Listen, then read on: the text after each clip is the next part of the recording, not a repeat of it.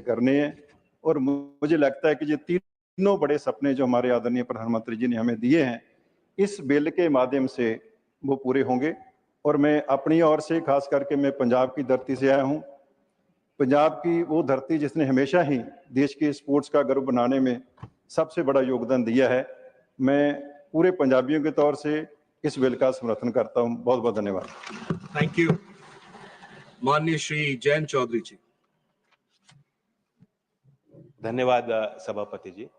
मैं खेल मंत्री भारत सरकार में मनसुख मांडविया जी को खास तौर से, जो उन्होंने एक साहसी पहल और प्रयास किया है और इस सदन में एक व्यापक मसौदा तैयार किया, मैं धन्यवाद देता हूं। देश के युवा शक्ति के तरफ से एक आभार भी व्यक्त करना चाहता हूं भारत सरकार को। मैं भी एक मंत्री के नाते उस सरकार में हिस्सा हूं। ये इस सदन में हमने देखा है कई बार, कानूनी सुधार के दृष्टि से जो पुराने कानून है उसमें हम संशोधन लाते हैं, लेकिन ये कोई पीस मील चेंज या परिवर्तन नहीं है। ये होलसेल रेवोल्यूशनरी एक चेंज है, एक नई क्रांति लाने वाला कानून का तैयार किया गया मसौदा। जैसा कि अभी प्रफुल्ल जी कह रहे थे, इसमें कई तकनीकी पहलू हैं, कई कारण है कि ये बात यहाँ तक पहुंची।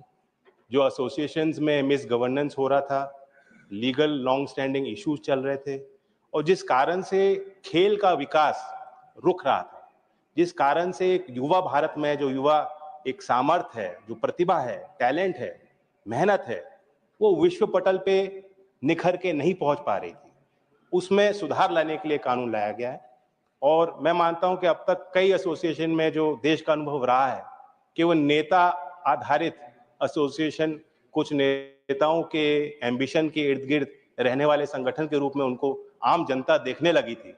अब नेता से हट के नियम और नीति आधारित होंगे और पूरा उनका नियंत्रण और नेतृत्व खिलाड़ी और पूर्व खिलाड़ियों के हाथ में होगा।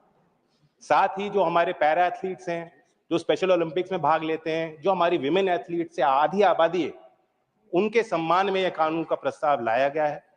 मैं अपनी तरफ से कहना चाहता हूं, क्योंकि मैं जिस राज्य से इस सदन में पहुंचा हूं, उत्तर प्रदेश में, मैंने महसूस किया कि गांव-गांव में इतनी प्रतिभा है, आवश्यकता है कि कम उम्र में हम उनको पहचानें, उन्हें अवसर दें। जो मूलभूत सुविधाएं, जो ढांचे, जो संरचना खेल के विकास के लिए गांवों में, ग्रामीण क्षेत्रों में होने चाहिए, जो आज तक किसी ने ध्यान नहीं दिया, खेलो इंडिया के माध्यम से और जो प्रधानमंत्री का खुद व्यक्तिगत लगाव है, उस कारण से चीजें बदलने लगी। मैं मानता हूं कि आज ऐसा कोई भी स्पोर्टिंग डिसिप्लिन हो, भारत का एथलीट, जैसा प्रफुल्ल जी कह रहे थे, जब कोई जीत के आता है और भारत का झंडा वहां फहराया जाता है, देशवासियों के रोंगटे खड़े हो जाते हैं। आज कोई भी एथलीट जब जीतता है, शायद हम सब में सबसे पहला ट्वीट बधाई देने वाला देश के प्रधानमंत्री खुद देते हैं। तो युवाओं की पीठ थपथपाना, युवाओं का सम्मान करना, कौशल विकास में भी मैं देखता हूं, और हमारी भी कोशिश है, एक स्किल काउंसिल है जो स्पोर्ट्स पे डेडिकेटेड है। स्पोर्ट्स की पूरे इकोसिस्टम को हमें विकास करना है और ये कानून भी उसमें मददगार होगा। मेरठ का एक जिला और पंजाब, दोनों को अगर आप कंबाइन करेंगे तो स्पोर्ट्स गुड इंडस्ट्री, जो देश की अर्थव्यवस्था में बहुत मजबूती से योगदान देता है, एक्सपोर्टिंग इंडस्ट्री है, लाखों को रोजगार देता है, लगभग 80% उत्पादन अकेला मेरठ और पंजाब के एक शहर में। अब हमने, भारत सरकार ने और यूके ने एफटीए कर दिया। उस फ्री ट्रेड एग्रीमेंट के माध्यम से हमारी स्पोर्ट्स गुड इंडस्ट्री का भी बहुत प्रबल विकास तेज गति से होने जा रहा है। तो ये सारी चीजें एक समावेश करते हुए देश के युवाओं के सम्मान में, खिलाड़ियों के सम्मान में, खिलाड़ियों को समाज में वो ओहदा देने के लिए, उनकी जीविका के निर्माण के लिए, उसके कौशल के विकास के लिए ये कानून का मसौदा इस सदन में चर्चा के लिए है। मैं अपना पूर्ण समर्थन इस प्रस्ताव को देता हूं। धन्यवाद। Thank you. Shrimati Sudha Murthy ji, you have 5 minutes, ma'am. Thank you, sir, giving me an opportunity to talk about sports, and particularly I'm going to talk on anti-doping. When Buddha was meditating, he was so thin and he did not care for his body. Sujata came and gave him a glass of milk and said, to achieve something in life, you require good health. And Buddha drank that. Later Siddhartha became Gautama Buddha, and today he represents peace everywhere in the world. He's a global leader in terms of the peace, etc. But the main reason was Sujata, who told him, Sharira Madhyam Kharudharma Sadhanam. Body is the mediator, or it's through my body we can do many better things, and we have to look after the body and good health.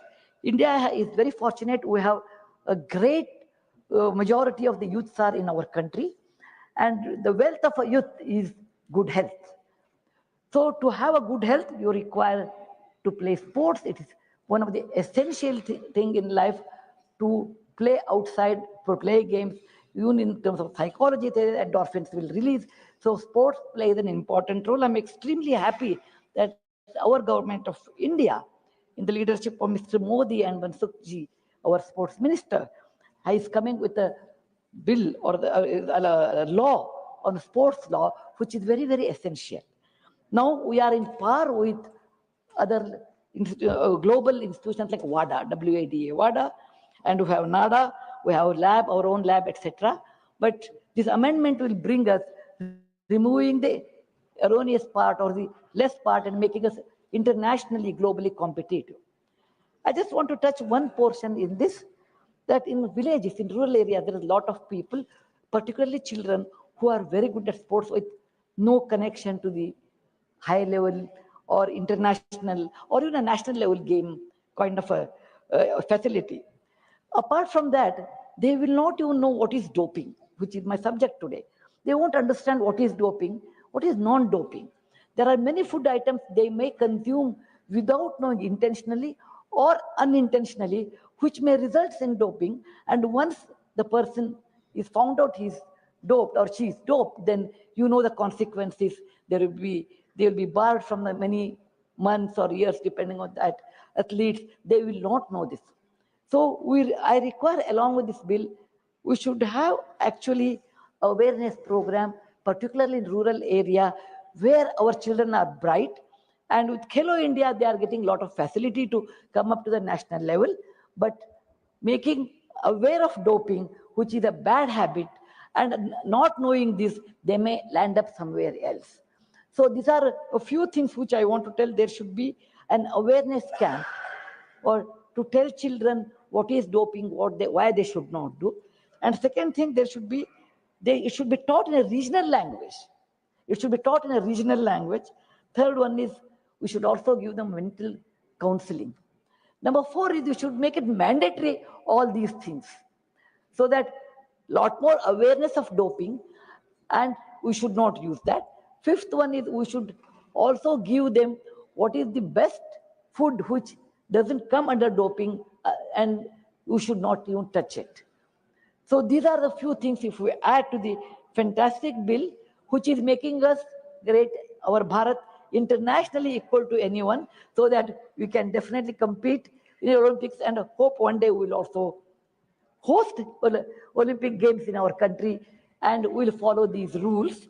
And I want to congratulate once again people involved in this, officers, our minister and our prime minister, and bringing anti-doping bill, making us very proud with the international level.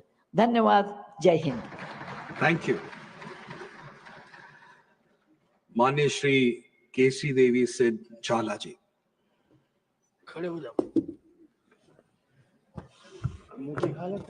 You have 3 minutes. Just 3 minutes? Okay, sir. धन्यवाद उपसभापति महोदय.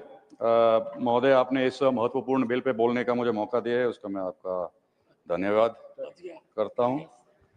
साहब, इस देश का नेतृत्व जब मोदी साहब ने संभाला 2014 में, तब हर एक वर्ग, हर एक विस्तार, हर एक विषय के लिए प्लानिंग करी उन्होंने. जब उन्होंने देश का फ्यूचर रोड मैप उन्होंने तैयार किया, तब हमारे देश के अंदर पूर्व की सरकारों ने कभी भी खेल की दुनिया में डेवलपमेंट करने का कभी विचार नहीं किया. पॉलिसी पैरालिसिस से लेकर कोई विजन ना होने के कारण से, फंड्स की एलोकेशन ना होए और इंफ्रास्ट्रक्चर डेवलपमेंट ना हो, ऐसे प्रकार की स्पोर्ट्स की जो भारत देश के अंदर परिस्थिति थी, उसमें से बाहर निकालने के लिए माननीय प्रधानमंत्री मोदी साहब के नेतृत्व में हमारे माननीय मंत्री श्री मनसुख भाई मांडविया जी के विजन के तहत जो स्पोर्ट्स गवर्नेंस बिल 2025 का आज ये डिस्कशन हो रहा है। महोदय, ये बिल एक बहुत महत्वपूर्ण बिल है। आने वाले समय के अंदर भारत देश को, जो देश अपना हर एक विस्तार, हर एक वर्ग के अंदर, हर एक विषय के अंदर विकास कर रहा है, उसको एक खेल महासत्ता बनाने की तरफ ये बिल ले जा रहा है। महोदय, बिल के अंदर एक स्पोर्ट्स रेगुलेटरी बोर्ड जो हमारे राष्ट्रीय स्पोर्ट्स फेडरेशंस को ओवरसी करेंगे, एक स्ट्रक्चरल फ्रेमवर्क तैयार करेंगे, और जो काफी समय से पॉलिसी के ब्लैंक स्पॉट्स थे उनको भरने के लिए जो लीगल फ्रेमवर्क बनाए हैं, उसके थोड़े मैं मुद्दे रखूं। जो हमारा नेशनल स्पोर्ट्स गवर्निंग बॉडीज हैं, जिनके माध्यम से, इस बिल के माध्यम से नेशनल ओलंपिक की कमेटी बनेगी, पैरालंपिक कमेटी बनेगी, नेशनल स्पोर्ट्स फेडरेशंस का निर्माण किया जाएगा। इस सब के माध्यम से देश के स्पोर्ट्स का विषय आगे बढ़ेगा।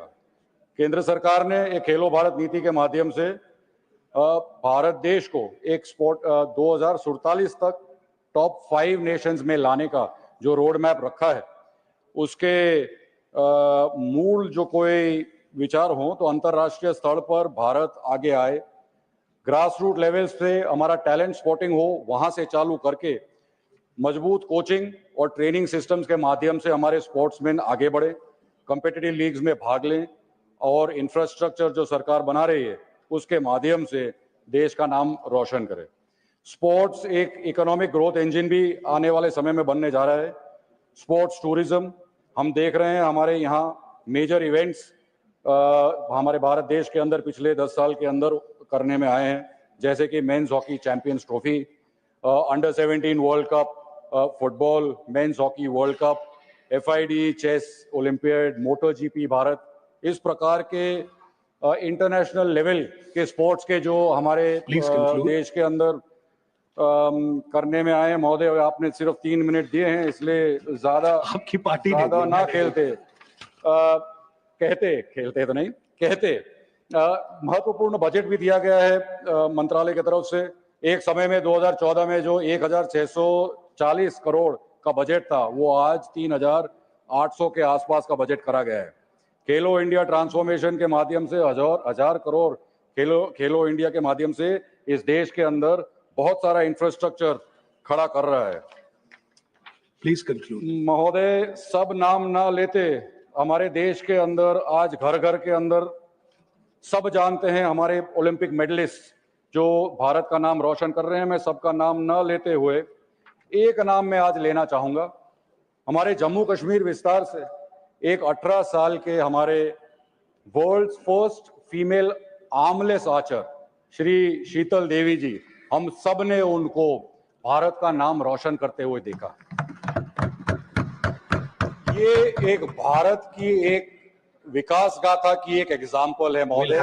हमारी नारी शक्ति का एक एग्जाम्पल है। हमारी बेटी, जिन्होंने एक जम्मू कश्मीर के विपक्ष के नेता कहते हैं कि जम्मू कश्मीर में क्या हो, मैं कहता हूं ये एक दाखला लीजिए। 17 साल की हमारी बेटी भारत का नाम पूरे दुनिया के अंदर रोशन करके आई है। Thank you. इस प्रकार का काम आगे बढ़ता रहे और भारत एक विश्व खेल में महासत्ता बने, उस प्रकार का जब माहौल खड़ा हो रहा है, तो मैं सिर्फ इतना कहूंगा कि आदरणीय प्रधानमंत्री मोदी साहब का जो विजन है विकसित भारत 2047 का, उसमें सब विभाग का विकास होना चाहिए। खेल एक महत्वपूर्ण विषय है। इस बिल के माध्यम से भारत एक खेल का महासत्ता बनेगा और इस बिल का मैं समर्थन करते हुए मेरी बात को शॉर्ट में खत्म करता हूं। धन्यवाद। Thank you. में क्या बोलेंगे? Shrimati PT Usha ji. Honorable Chairman, sir, I am grateful to you for giving me this opportunity to express my thoughts in this august house about this landmark legislation, which is close to my heart. Chairman, sir, today is a day of immense personal and national significance, with deep emotion, pride, and a sense of nearing towards historic justice. We as a nation and a civilizational continuity have always been invested in sports. As our Prime Minister Narendra Modi ji had mentioned in his speech during 141st IOC session in Mumbai, that I quote, "We Indians are not only sport lovers, but we live our lives in sports. and the evidence of sporting history in archaeological remains, including one site where the remains of 10,000-seater stadium were found, signifies that this was not just India's heritage, but that of the entire world. We, the Bharatiya, are hence the holders of historic and civilizational legacy in sports. Not just to ourselves, but to the world. Our past is evidence of our greater role in sports. As an athlete, as a sports person who has worn the tricolor closer to the heart, and now as a president of the Indian Olympic Association and a member of this house, I have long awaited this moment, a moment that has remained a dream since 1985. Let me take you back to 1984. It was Los Angeles Olympics. I was just 20-year-old when I missed an Olympic bronze medal in 400-meter hurdles by 1/100th of a second. That day, my heart broke, not just for myself, but for an entire generation of Indian athletes who had the strength, the will, the courage, but not the system, not the apparatus to handhold us efficiently through our journey. There was no comprehensive sports law to support the dreams we carried in our hearts. No institutional mechanism to protect the athletes, to promote transparency, or to ensure fair play in governance. Since then, 4 decades have passed, with nothing much changing in terms of addressing the stagnant status quo. For 40 years, many of us in the sporting fraternity have hoped, prayed, and worked tirelessly for promulgating the legislation that would place the athlete at very center of India's sporting ecosystem that is rightful, natural, and justified. Today, the hope has transformed the action and legislation. I congratulate the Honorable Prime Minister Sri Narendra Modi ji, the Sports Minister Marsukh Mandavia ji, and the government for presenting a visionary and long overdue framework in the form of National Sports Governance Bill 2025. This will usher in accountability, transparency, gender parity, and a merit-based approach in how sports federations function in our country. It will empower athletes, make governance athletic-centric, and build confidence among sponsors, federations, and international partners. This bill is not beyond governance. It is about justice and fair play. It is about ensuring that every young girl from village in Kerala or a boy from mountains of Himachal dreaming of participating in the Olympics will have a system that believes in them, encouraging and supporting them as much as they believe in themselves. Honorable Chairman, sir, this legislation comes at the time when India is dreaming big, dreaming Olympic, dreaming for its rightful share in the global sporting fraternity.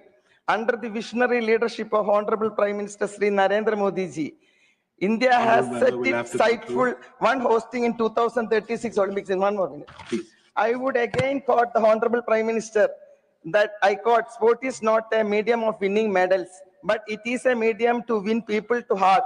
Sport belongs to everyone. It is for everyone. Sport not only creates champions, it also promotes peace, progress, and wellness, and a very strong and empowered medium for connecting the world.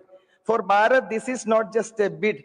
It is a declaration of her capabilities and a clarion call for diplomacy through sports. Our Olympic bid is also an emphatic declaration that Bharat is ready, capable, and determined to take its rightful place on the global sporting stage. This bill is a critical pillar of that grand vision. Without robust governance and well laid out statutes, the dream of hosting the Olympics and emerging as global sporting powerhouse would remain incomplete. It is this government commitment to the Vikasit Bharat, a developed India, that truly reflects in this legislation. Let us not see this only as a legal framework. Let us see this as a moral promise, a promise that athletes will no longer be let down by the opaque system or internal politics. That talent will celebrate it, not sidelined. That India will not just participate, but compete, win, and lead. Honorable Member. One more. As As someone who once ran a barefoot on a clay track and who now stands here in Parliament with the responsibility of representing both athletes and citizens, I can say with full conviction, this bill will change lives. Let me also bring out the needs for most critical segment in sports administration and fair conduct. That is the need for a very strong and resolute legislation on anti-doping mechanisms. The National Anti-Doping Amendment Bill 2025 has assured NADA's operational independence and the creation of National Board for Anti-Doping in Sports with powers to oversee NADA and advise the government to anti-doping rules. We have entered a new era where the effective curbing of the menace of doping can be independently addressed.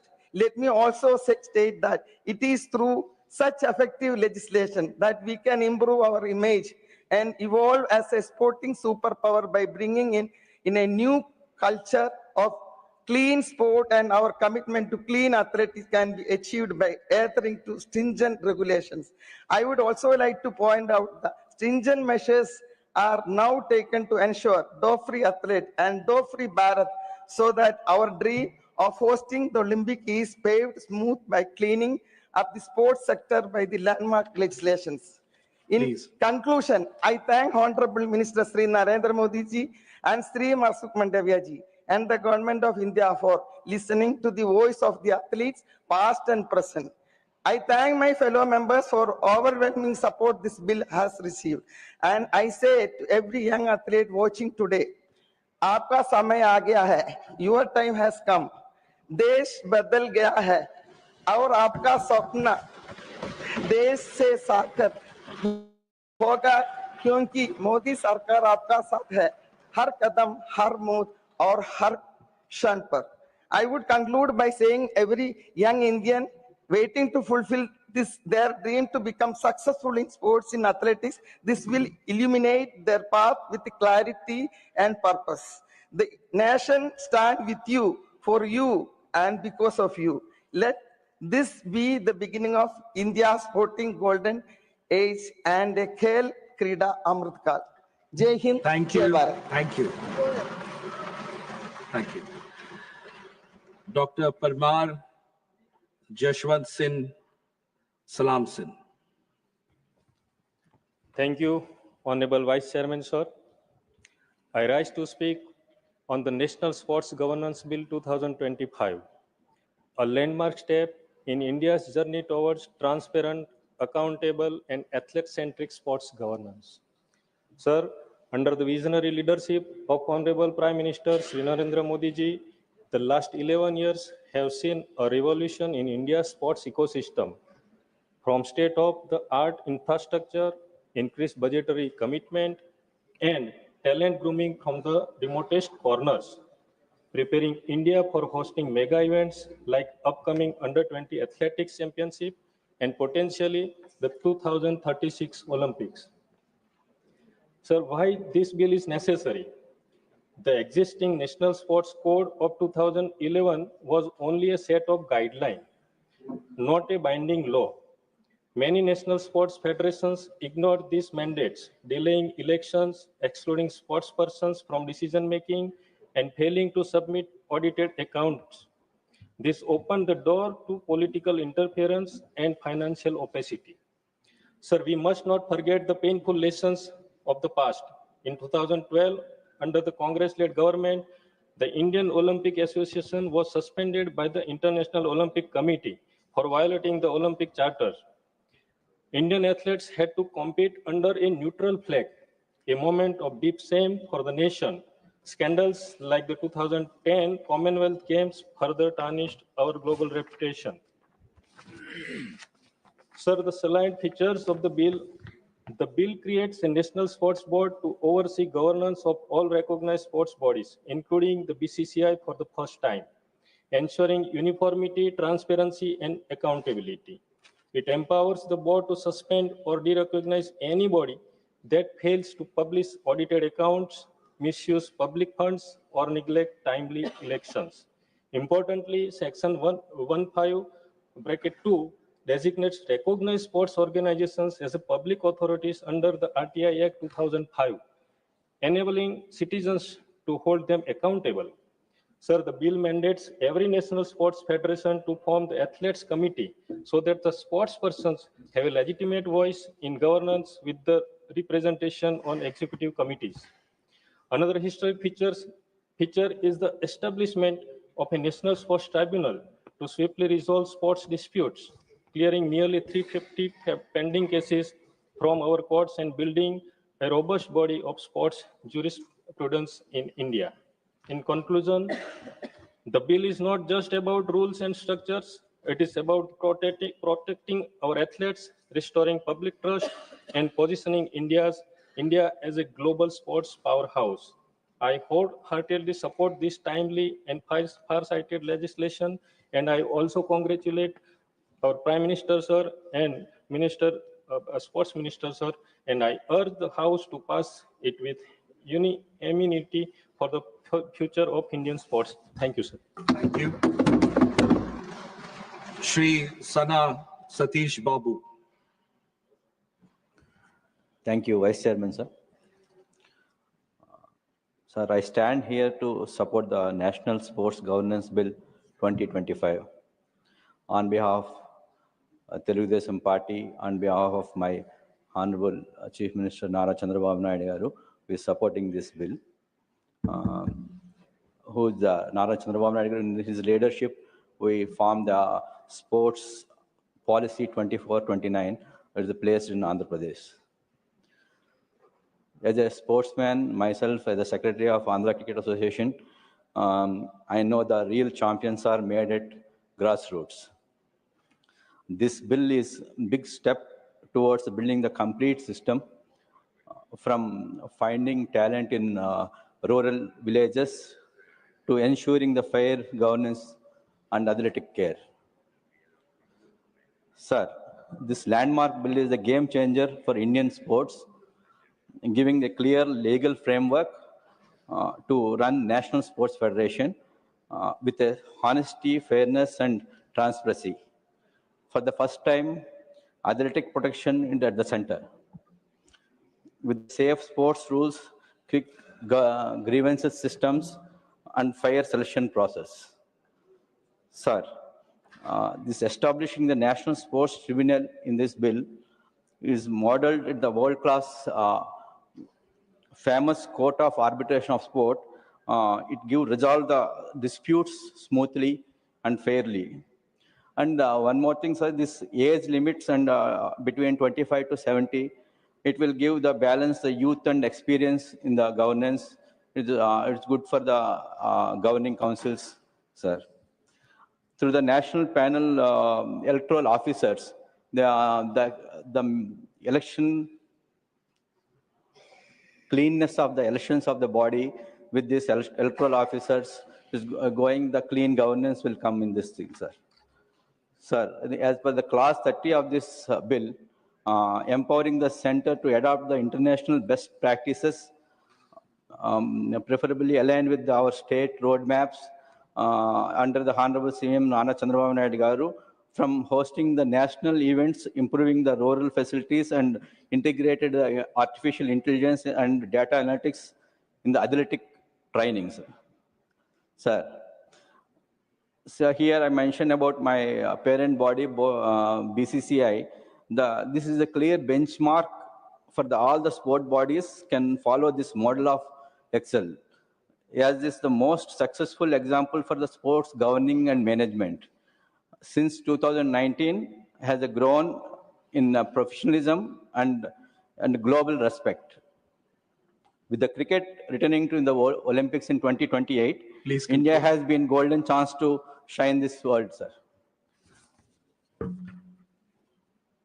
Sir, India aiming the host 2026 Summer Olympics, this bill will prepare our sports governance for the world stage. Under the strong leadership of Narendra Modi ji, Honorable Prime Minister Narendra Modi, it will be create better system, nurture the champions, and make it India proud and bigger stage in the global sports, sir. I congratulate Honorable Sports Minister Mansukh Wadia ji for the getting this bill, sir. Thank you, sir. Thank you. Shrimati Dharmshila Gupta ji. माननीय उपसभापति महोदय, आपका आभार। आपने आज इस महत्वपूर्ण bill पर बोलने का मुझे अवसर दिया है।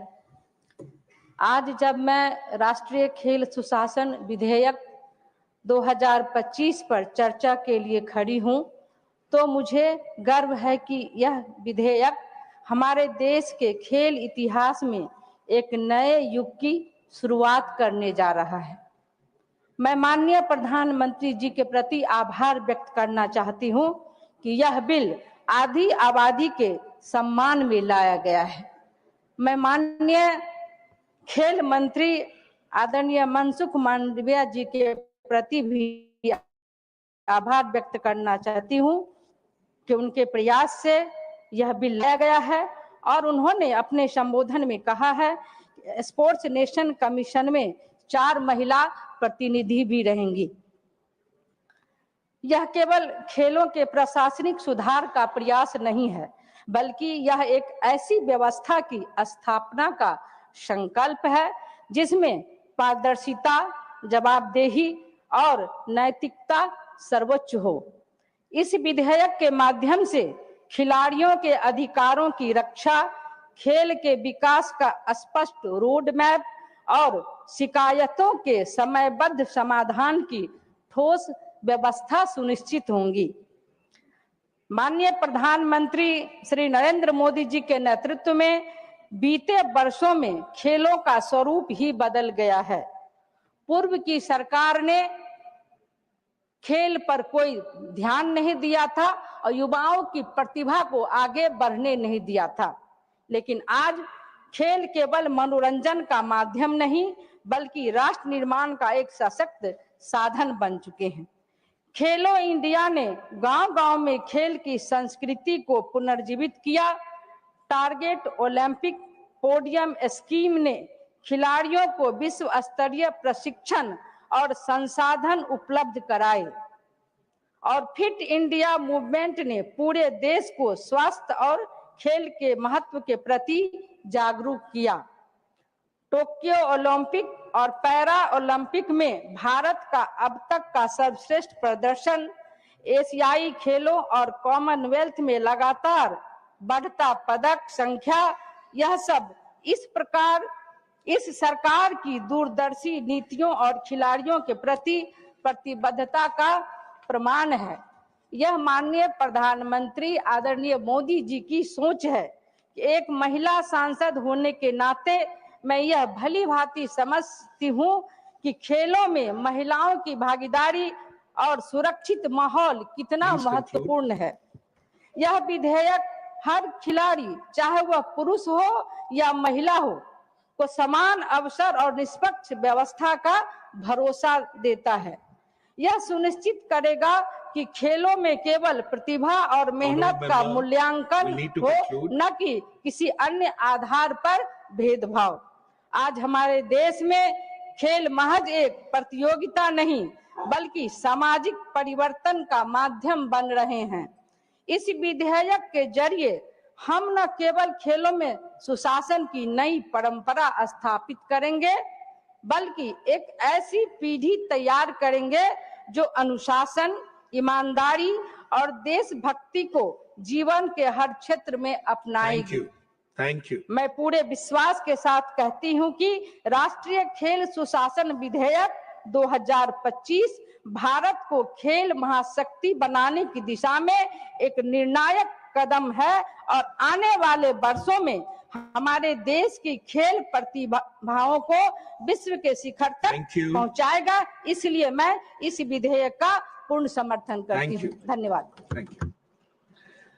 Shri Ravichandra Vaddiraju ji. Thank you sir. National sports governance bill 2025, national anti doping amendment bill 2025 గురించి మీరు మాట్లాడడానికి అవకాశం ఇచ్చిన డిప్యూటీ చైర్మన్ థ్యాంక్స్ చెప్తూ, యువజన వ్యవహారాలు మరియు క్రీడల మంత్రి గారు తీసుకొచ్చిన ఈ బిల్లు నుంచి మంచి ముందడుగు. ఇది దేశంలో క్రీడలను బలోపేతం చేయడానికి, న్యాయంగా మరియు పారదర్శకంగా ఉండడానికి, ఒలింపిక్ చార్టర్ వంటి అంతర్జాతీయ ప్రమాణాలను పాటిస్తూ క్రీడా స్ఫూర్తి గల దేశాన్ని నిర్మించడానికి ఇది ఒక మంచిగా ఉపయోగపడుతుందని మేము నమ్ముతూ మేము ఈ బిల్లుకు సపోర్ట్ చేస్తున్నాం మనస్ఫూర్తిగా. క్రీడా అభివృద్ధి గల క్రీడాకారుల రక్షణ మరియు సక్రమ పరిపాలనకు దోహదం చేయడం, క్లాస్ 3 ద్వారా నేషనల్ ఒలింపిక్ కమిటీ, నేషనల్ పారా Olympic committee, national sports federation మరియు రీజనల్ స్పోర్ట్స్ ఫెడరేషన్ ఏర్పాటుకు ఇది మార్గం సుగమం చేస్తుంది. క్లాస్ 4 ద్వారా ఈ సంస్థలో సమాన ప్రాతినిధ్యం, ప్రతిభావంతులైన క్రీడాకారులకు స్థానం, మహిళలకు ప్రాధాన్యత, పదవీకాల పరిమితులు మరియు నైతికత వివాద పరిష్కారం, క్రీడాకారుల కమిటీ ఏర్పాటు ఇది పక్షపాతం తగ్గిస్తుంది, న్యాయం పెంచుతుంది.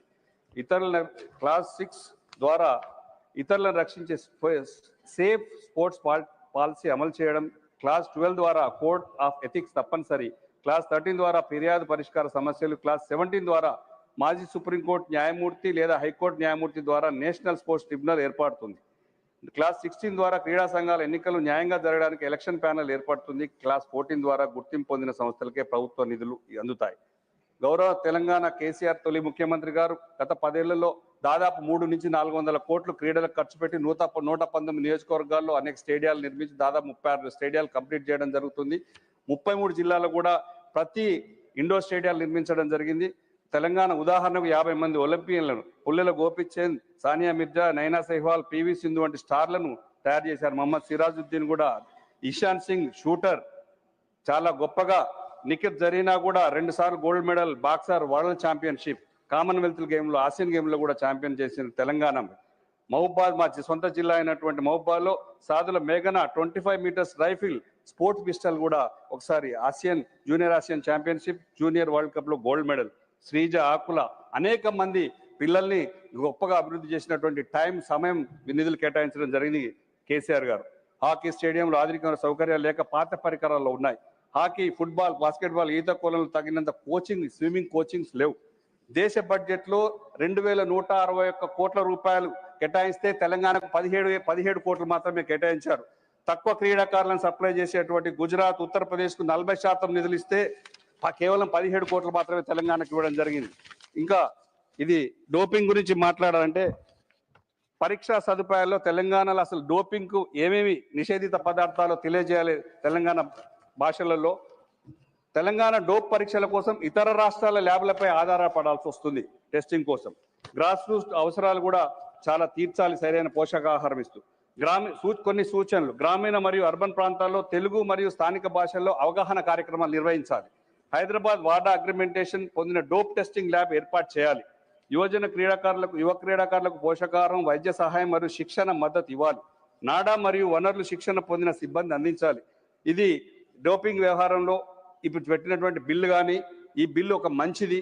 ఇది క్రీడా సంఘాల స్వతంత్రాన్ని కాపాడుతూ, బాధ్యతను పెంచుతూ, న్యాయమైన వనరుల పంపిణీ కోసం చిన్న మార్పులు చేస్తే అనేక రాష్ట్రాలకు సమాన ప్రయోజనం కలుగుతుందని మాన్సుఖ్ మాండవీయ గారు పెట్టిన బిల్లును, దీని ద్వారా తెలంగాణ రాష్ట్రానికి కూడా మంచి మేలు జరుగుతుందని నమ్ముతూ ఈ బిల్లుకు మేము బీఆర్ఎస్ పార్టీ సంపూర్ణంగా మద్దతు తెలియజేస్తాం. Thank you. Message from Lok Sabha, Secretary General. Sir, with your kind permission, I rise to report that the Lok Sabha at its sitting held on the 12th August 2025 passed the Indian Ports Bill 2025. I lay a copy of the said bill on the table. Shri Bhuvneshwar Kalita ji. Thank you, Vice Chairman sir, for giving me the opportunity to speak few words on the sports bill. Our other speakers have spoken already about this National Sports Governance Bill in depth. I will only pick up few points and raise few points for the benefit of the Honorable Minister. As we all know, that India is a young nation. 65% of our population is below 35 years of age. So sports and youth welfare is one of the very important component of our society, and very rightly our Honorable Prime Minister has given importance to this sector of the society. The Modi government has prioritized sports and youth affairs, boosting the ecosystem with comprehensive support. The budget allocation for the Ministry of Youth Affairs and Sports has been a significant rise from 1,219 crore in 2013 to 2013-14 to 3,794 crore in 2025-26, marking a rise of 211.2%. So, a major portion of that is 2,191 crore has been allocated to central sector schemes, with the flagship Khelo India program receiving 1,000 crore, with increased investment, strategic planning, and world-class talent. India's sporting transformation under the dynamic leadership of Narendra Modi is no longer a vision but a unfolding reality. As the country eyes on the 236 Olympics, its journey towards becoming a top 10 sporting nation firmly on track. So, if India has to become a developed country by 2047, we have to develop in all areas of the society, in all areas of all sectors of the nation. Sports is an important sector, because without being in the top 10 or top 3 in Olympics or any other games, you cannot say yourself that you are developed in sports. So this bill, the National Sports Governance Bill 2025, is an important step towards that. I'll only say one or two more words on this. Sir, the visionary policies of the Modi government has undertaken strategic shift to transform sports from recreational activity into a professionalized sector, will have to moving beyond a past era of limited institutional support. This transformation is spearheaded by the Khelo India program, which focuses on developing infrastructure and fostering a national sports culture. Further, a counter-doping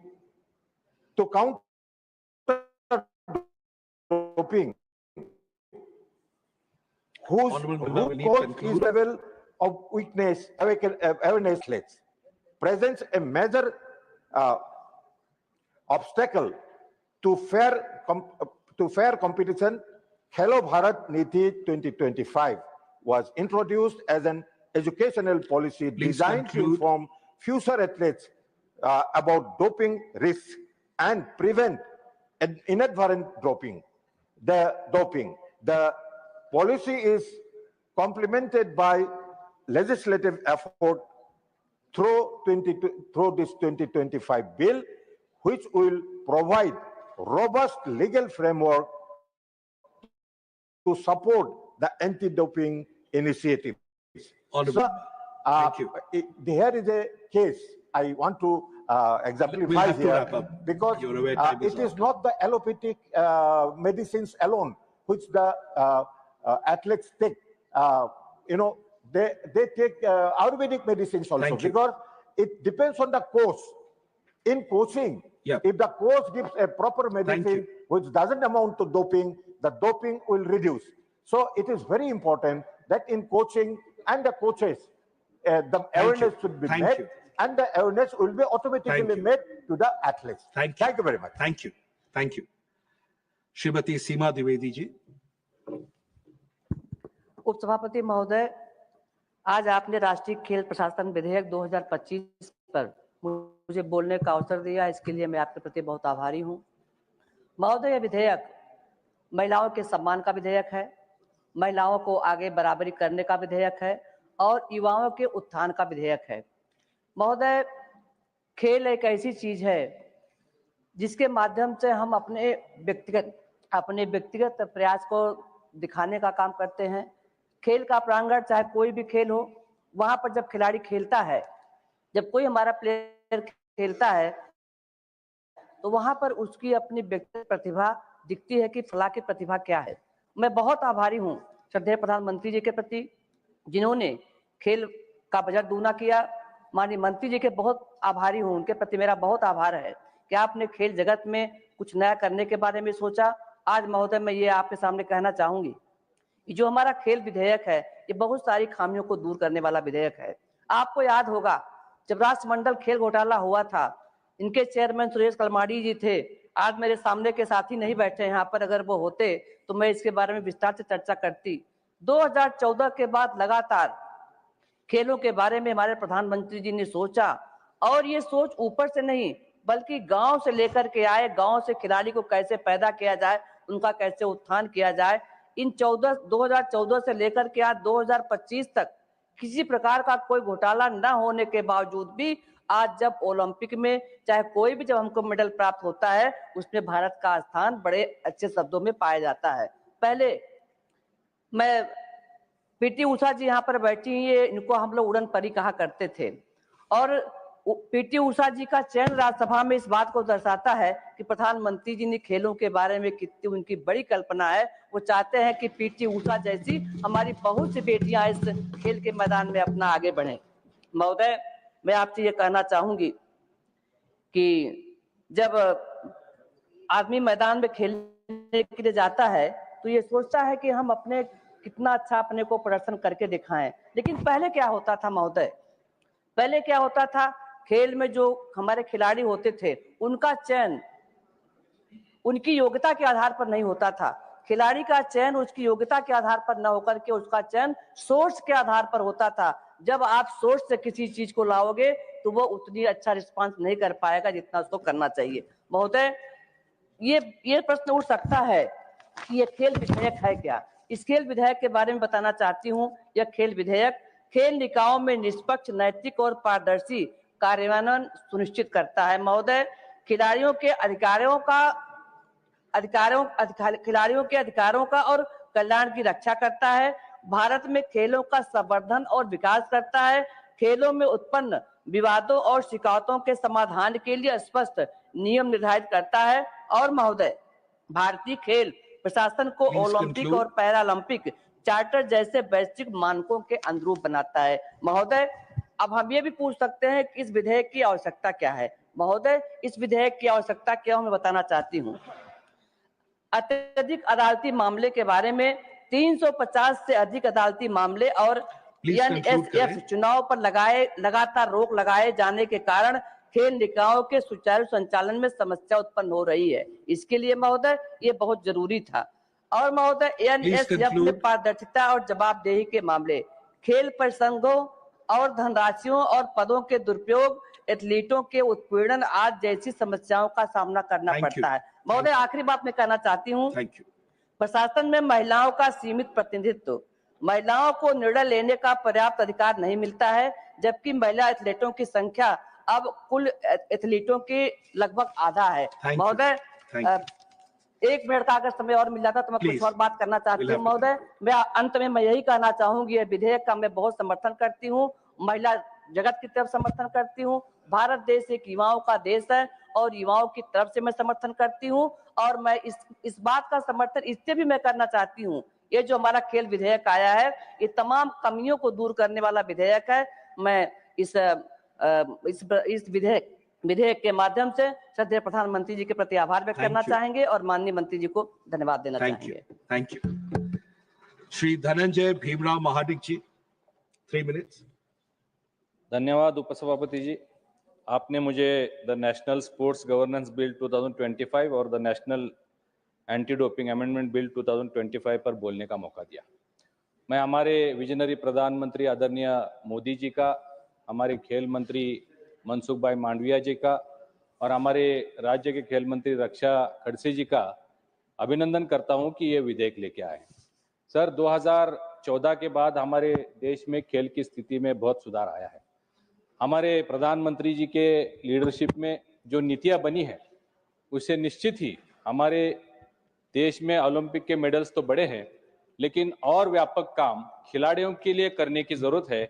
इसके लिए ये विधेयक बहुत जरूरी है। Sir हमारे देश में सभी जो स्पोर्ट्स एक्टिविटीज है वो फेडरेशन के माध्यम से होते हैं, और फेडरेशंस की राजनीति की वजह से जो कोर्ट मैटर्स चल रहे उसकी वजह से हमारे देश के खिलाड़ियों का बहुत बड़ा नुकसान हो रहा था, और इसके लिए ये बिल बहुत जरूरी है सर।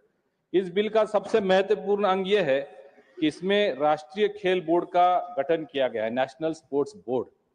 अब आगे से ये बोर्ड तय करेगा कि फेडरेशन की जो मान्यता है वो इसी बोर्ड के माध्यम से फेडरेशन को मान्यता मिलेगी। ये फेडरेशन का जो चुनाव होगा उस पर भी ये देखरेख करने का काम ये नेशनल स्पोर्ट्स बोर्ड करेगा। इसमें धन का कोई अगर दुरुपयोग हो रहा है, कोई घोटाले हो रहे हैं, तो उस पर भी नियंत्रण करना, उसका आचरण करना, उसकी जांच करना, ये भी काम ये नेशनल स्पोर्ट्स बोर्ड करेगा। एक आदर्श आचार संहिता लागू करने का काम ये बोर्ड के माध्यम से होगा, जिससे खिलाड़ियों का जो उत्पीड़न है उसमें कमी आएगी। सभापति जी, ये फेडरेशन जो बनते थे उसमें बहुत पॉलिटिकल इन्फ्लुएंस होता था, लेकिन आगे चल के इसमें जो प्रतिनिधित्व होगा, उसकी जो फेडरेशन की कमेटी बनेगी, उसको डिसाइड करने का या उसका चुनाव कराने का काम भी ये बोर्ड करेगा सर। सबसे महत्वपूर्ण बात इसमें यह है कि इसमें 2 खिलाड़ी आवश्यक है और 4 महिलाओं का भी प्रतिनिधित्व आवश्यक है। ये बिल का सबसे इंपॉर्टेंट बात यही है सर। इसके पहले कभी खिलाड़ी जिसने कभी हाथ में बैट नहीं पकड़ी वो क्रिकेट बोर्ड का चेयरमैन होता था, जो कभी ग्राउंड में नहीं गया वो कबड्डी का चेयरमैन होता था, जो कभी पानी में नहीं उतरा वो स्विमिंग का चेयरमैन बन जाता था। अभी आगे चल के इसका जो चयन होगा उसमें खिलाड़ियों का इसमें समर्थन रहेगा, महिलाओं शामिल होगी, और इससे जो कार्यकाल की और आयु की सीमा भी है ये भी तय की जाएगी सर। ये अतीत से एक बड़ा बदलाव, और जहां खिलाड़ियां विशेषकर महिला और निर्णय प्रक्रिया में अक्सर महत्वपूर्ण भूमिका होती है, उसमें इसकी मदद होगी सर। आगे चल के जो मैटर्स प्रलंबित है, कोर्ट में मैटर्स है, उसके लिए भी अभी कोर्ट में जाने की जरूरत नहीं है।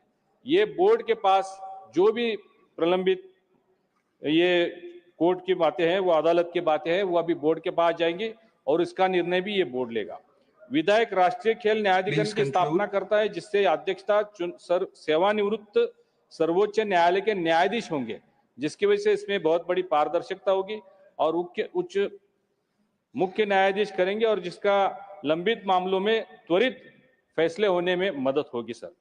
ये चुनाव में पारदर्शिता भी लाएगी और इससे खिलाड़ियों के परफॉर्मेंस पर भी असर होगा सर। भारत की स्पोर्ट्स क्षेत्र में वैश्विक स्थिति को मजबूत करने के लिए बिल बहुत महत्वपूर्ण है।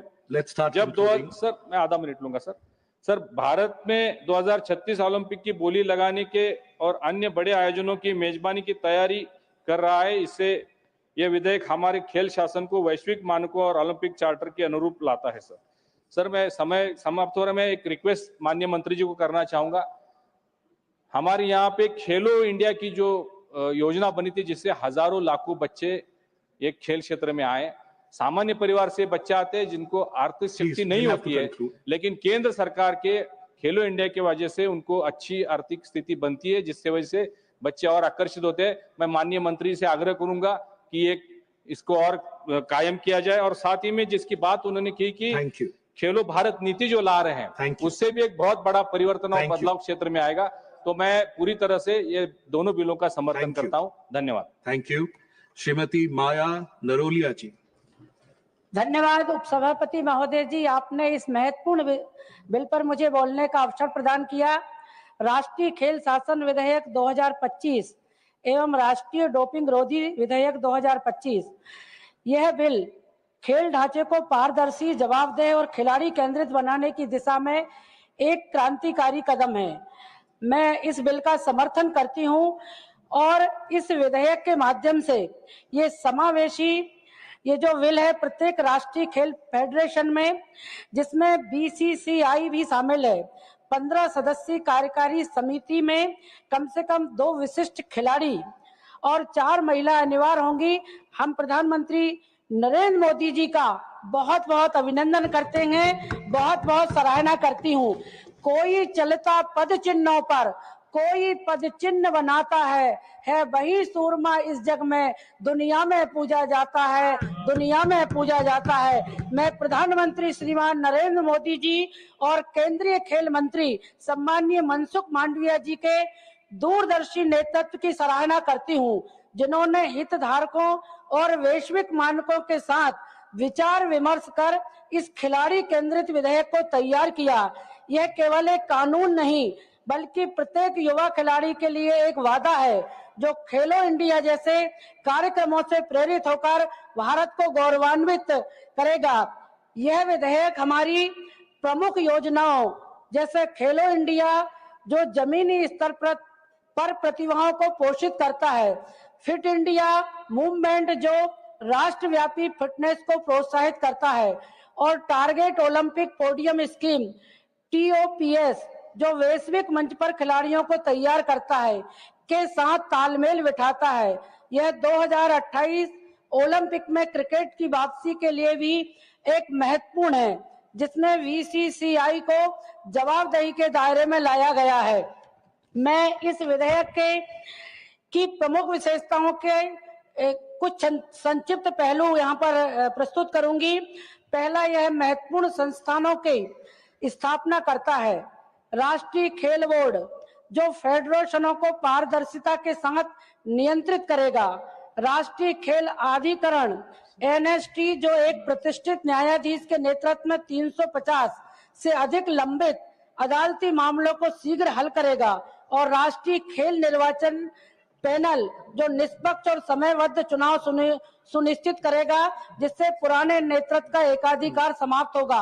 मैं इस बिल के माध्यम से हमारे देश के यशस्वी प्रधानमंत्री नरेंद्र मोदी जी का बहुत बहुत अभिनंदन करती हूं और हमारे खेल मंत्री जी मनसुख मांडविया जी का भी बहुत बहुत अभिनंदन करती हूं जिन्होंने इस महत्वपूर्ण बिल जो बहुत समय से लंबित था उसको इस सदन में लाकर लोकसभा में पारित करके और आज राज्यसभा में हमारा ये बिल पारित हो रहा है। मैं पुनः बहुत बहुत अभिनंदन करती हूँ और इस सदन से इस विधेयक को पारित करने की अपील करती हूँ ताकि हम भारत को एक खेल महाशक्ति बनाने की दिशा में एकजुट हो सके। धन्यवाद।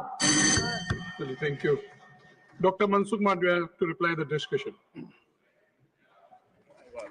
Deputy Chairman sir, national sports governance bill और national anti doping amendment bill पर कुल मिला के 18 मेंबर ने चर्चा में भाग लिया, महत्वपूर्ण सुझाव भी दिया और अपना विषय भी रखा। उसके पहले जब हम बिल बना रहे थे उस वक्त हमने देश के सभी स्पोर्ट्स फेडरेशन के साथ कंसल्टेशन करा, एथलीट के साथ कंसल्टेशन करा, कोच के साथ कंसल्टेशन करा। हमने सभी राज्य के साथ बातचीत करी। एक चिंतन शिविर में सभी राज्य के स्पोर्ट्स मिनिस्टर थे, स्पोर्ट्स सेक्रेटरी थे, उसके साथ भी डिटेल डिस्कशन हुआ। उसके अलावा स्पोर्ट्स अंतर्राष्ट्रीय सेक्टर भी है और इंटरनेशनल ओलंपिक काउंसिल उसका एक चार्टर है, उसको अलाइन होना बहुत आवश्यक है।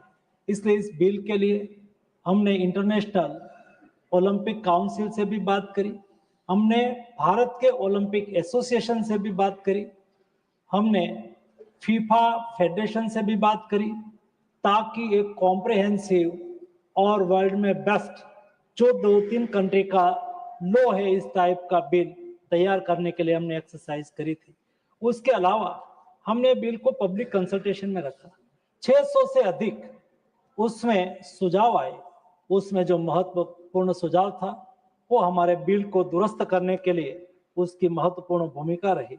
कुल मिला के ये स्पोर्ट्स बिल एक रोबस्ट बिल के रूप में आया ताकि यहाँ सभी सम्मानीय सदस्यों ने इस बिल की सराहना भी करी और इस बिल के समर्थन में अपनी बात भी रखी।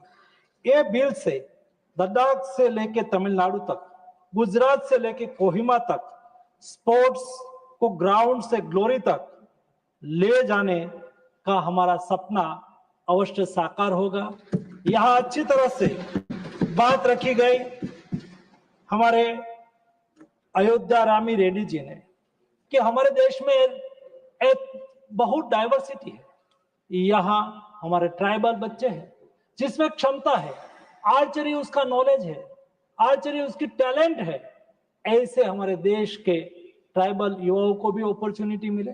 हमारे देश में 7,000 से अधिक किलोमीटर की कोस्टल लाइन है। स्विमिंग हमारे कोस्टल लाइन के यूथ में टैलेंट के रूप में है, उसका नेचर है, उसको भी अपॉर्चुनिटी मिले। हमारे देश की महिला हमारी बराबरी की संख्या में है और उसमें भी टैलेंट है, उसको भी आगे बढ़ने का अवसर मिले। आज हमारे विपक्ष के साथी इस बिल में पार्टिसिपेट करा होगा तो अच्छा होता, लेकिन जो लोग महिला की बात करते हैं, जो लोग ट्राइबल के लोगों की बात करते हैं, जो लोग मछुआरे की बात करते हैं, वो बात करते हैं, लेकिन इस बिल में जिसके हित में, जिसको राइट मिले, जिसकी टैलेंट को अपॉर्चुनिटी मिले, उसके लिए इस बिल पर जब डिबेट हो रही है उस वक्त वो उपस्थित नहीं है। वो दुर्भाग्य की बात है। उन्होंने संचालित में भाग लेके अपना सुझाव दिया होता तो हमें अच्छा लगता। हमारे सुभाषिष खुटिया जी ने अपनी बात को रखते हुए कहा कि उसमें सरकार और पावर सेंट्रलाइज होगा, सरकार के पास होगा। डिप्टी चेयरमैन सर, मैं स्पष्ट करना चाहता हूं, ये बिल में हम ज्यादा पारदर्शिता ला रहे हैं। ये बिल में सरकार कोई पावर कैचअप करना नहीं चाहते हैं, सरकार कोई फेडरेशन में हस्तक्षेप नहीं करना चाहती है, सरकार कोई सिस्टम को नहीं कंट्रोल करना चाहती है। सभी में पारदर्शिता सुनिश्चित हो। ये पारदर्शिता सुनिश्चित करने के लिए हम उसको सहयोगी होने की कोशिश करेंगे, उसके लिए हम स्ट्रक्चर देंगे, उसके लिए हम व्यवस्था देंगे, ताकि एक ट्रांसपेरेंट तरीके से हमारे एथलीट को अपॉर्चुनिटी मिले। हमारे पीटी उषा जी यहाँ उपस्थित है और उन्होंने अपनी जब बात कही तब उन्होंने कहा कि ओलंपिक्स में जब मैं खेली थी और उनके बाद मुझे लग रहा था कि हमारा सपना साकार नहीं हो रहा है, और अपना ऐसी कोई महिला उसका स्वप्न अंधेरे, उसका सपना डूबे नहीं, उसका स्वप्न साकार हो। जिन्होंने सपना सोचा हो, ऐसे सभी हमारे देश के यूथ को सपना को साकार करने की अपॉर्चुनिटी इस बिल से अवश्य मिलेगी। माननीय डिप्टी चेयरमैन सर, ये देश में स्पोर्ट्स कोई नई बात नहीं है, सदियों से देश में स्पोर्ट्स प्रचलित है। स्पोर्ट्स हमारा जीवन शैली है, और मैं तो कहूंगा कि हमारे यहाँ ऋग्वेद में आर्चरी और कुश्ती की बात कही है, अजुर्वेद में फिजिकल ट्रेनिंग की बात कही है, अथर्ववेद में हेल्थ, शरीर को समाज की बैकबोन माना गया है। मैं गुजरात से आता हूँ, गुजरात में धोलावीरा है, धोलावीरा में 10,000 लोग, एक आज से 5,000 साल पहले इंडस सिविलाइजेशन के सभ्यता का नगर है, आज वैसा ही वैसा वहां मिला है। ये नगर में 10,000 लोग एक साथ में इकट्ठा बैठ के खेल को देख सके, ऐसी व्यवस्था थी। वो बताते हैं कि हमारा रूट स्पोर्ट्स के साथ जुड़ा हुआ है और ये हमारे पास क्षमता है। सवाल इतना ही है कि उसको एक इकोसिस्टम देना, उसको अवसर देना। मोदी जी ने यही काम करा है, और इसलिए खेलो इंडिया के द्वारा, फिट इंडिया के द्वारा हमारे देश में एक स्पोर्ट्स की इकोसिस्टम क्रिएट करने की कोशिश करी। उसका परिणाम आज हमारे सामने है, और यही प्रधानमंत्री जी है, केवल कहा नहीं है, करके दिखाया है। एक दशक पहले केवल देश में 1200 करोड़ का स्पोर्ट्स का बजट था। आज मुझे बताते हुए खुशी हो रही है कि 4,000 करोड़ से नजदीक का बजट से खर्च करके हमारे देश के युवा एथलीट को प्रोत्साहित कर रहे हैं। स्पोर्ट्स डेवलपमेंट फंड के लिए केवल 28 करोड़ रुपया का खर्च करा जाता था, आज 187 करोड़ रुपया का खर्च स्पोर्ट्स डेवलपमेंट के लिए करा जाता है। हमारे देश के एथलीट जिसमें टैलेंट है, कंपटीशन में जीते हैं, लेकिन इंटरनेशनल कंपटीशन में पार्टिसिपेशन करे, ऐसे एलिट एथलीट की सूची करके टारगेट ओलंपिक पोडियम स्कीम में उसको शामिल करके उसको हर तरह का एक्सपोजर मिले, उसके लिए सुनिश्चित करा जाता है, कोई संसाधन की कमी ना हो। मेरे देश के ट्राइबल क्षेत्र से निकलने वाले युवा हो, एथलीट हो, उसकी क्षमता हो, लेकिन आर्थिक संसाधन नहीं है, तो मोदी जी ने कहा है कि आपको रुकना नहीं है, आपको आगे बढ़ना है। 4,000 से अधिक देश के एथलीट को आर्थिक संसाधन उपलब्ध करा के उसको सेंटर ऑफ एक्सलेंस में, नेशनल इंपोर्टेंट इंस्टीट्यूट में, स्टेट इंपोर्टेंट इंस्टीट्यूट में रख के उसकी व्यवस्था करी जा रही है। कैश अवार्ड के लिए हमारे देश के एथलीट भटकते रहते थे, अवार्ड के लिए एप्लीकेशन करते थे। अरे कोई एशियन गेम्स खेल के आ रहा है, हम सब लोगों ने देखा कि वो एशियन गेम जीते हैं, ओलंपिक्स गेम जीते हैं, कैसी एप्लीकेशन देनी है भाई? ऐसे खिलाड़ियों को यहाँ वो सरकारी कचहरी में धक्का लगाना पड़ता था, आज वो यहाँ लैंड होते हैं, तुरंत ही भारत सरकार के मंत्री उसको सम्मान पत्र देते हैं, उसको कैश अवार्ड देते हैं, कोई फॉर्म वॉर्म भरने की आवश्यकता नहीं है। इतना ही नहीं, मोदी जी ने कहा कि मेरे एथलीट, मैं देश का प्रधानमंत्री तो हूं ही हूं, लेकिन मैं मेरे एथलीट के मित्र हूं, और इसलिए हमारे पैरालंपिक्स गेम खेल के कोई आए, स्पेशल ओलंपिक गेम्स खेल के कोई हमारे एथलीट आए, और कोई ओलंपिक्स गेम्स खेल के हमारे एथलीट आए, प्रधानमंत्री जी स्वयं उसके साथ बातचीत करते हैं, उसके साथ मिलते हैं, 1 घंटे 1.5 घंटे उसके साथ खपाता है। ये देश के प्रधानमंत्री जी का कमिटमेंट है। और दोस्तों, खेलो इंडिया स्कीम अस्मिता लीग का प्रारंभ करा, देश के महिला स्पोर्ट्स में आगे आए। खेलो इंडिया अस्मिता लीग के द्वारा स्पेशल महिलाओं के लिए national, state level, district level, block level, district level, state level, central level की कंपटीशन हो। आज तक 1,31,000 महिला इस कंपटीशन में पार्टिसिपेशन कर चुकी है। उसमें से निकली हुई टैलेंट हमारी महिला नेशनल और इंटरनेशनल स्पोर्ट्स में खेल रही है, हमारे लिए गौरव का विषय है। माननीय स्पीकर, माननीय डिप्टी चेयरमैन सर, मैं बताना चाहूंगा, ओलंपिक्स में देश की आजादी के बाद 1 दशक पहले यानी कि 2014 तक हमें 21 ओलंपिक्स मेडल मिले थे, और लास्ट 2 ओलंपिक्स में भारत को 15 मेडल मिले हैं।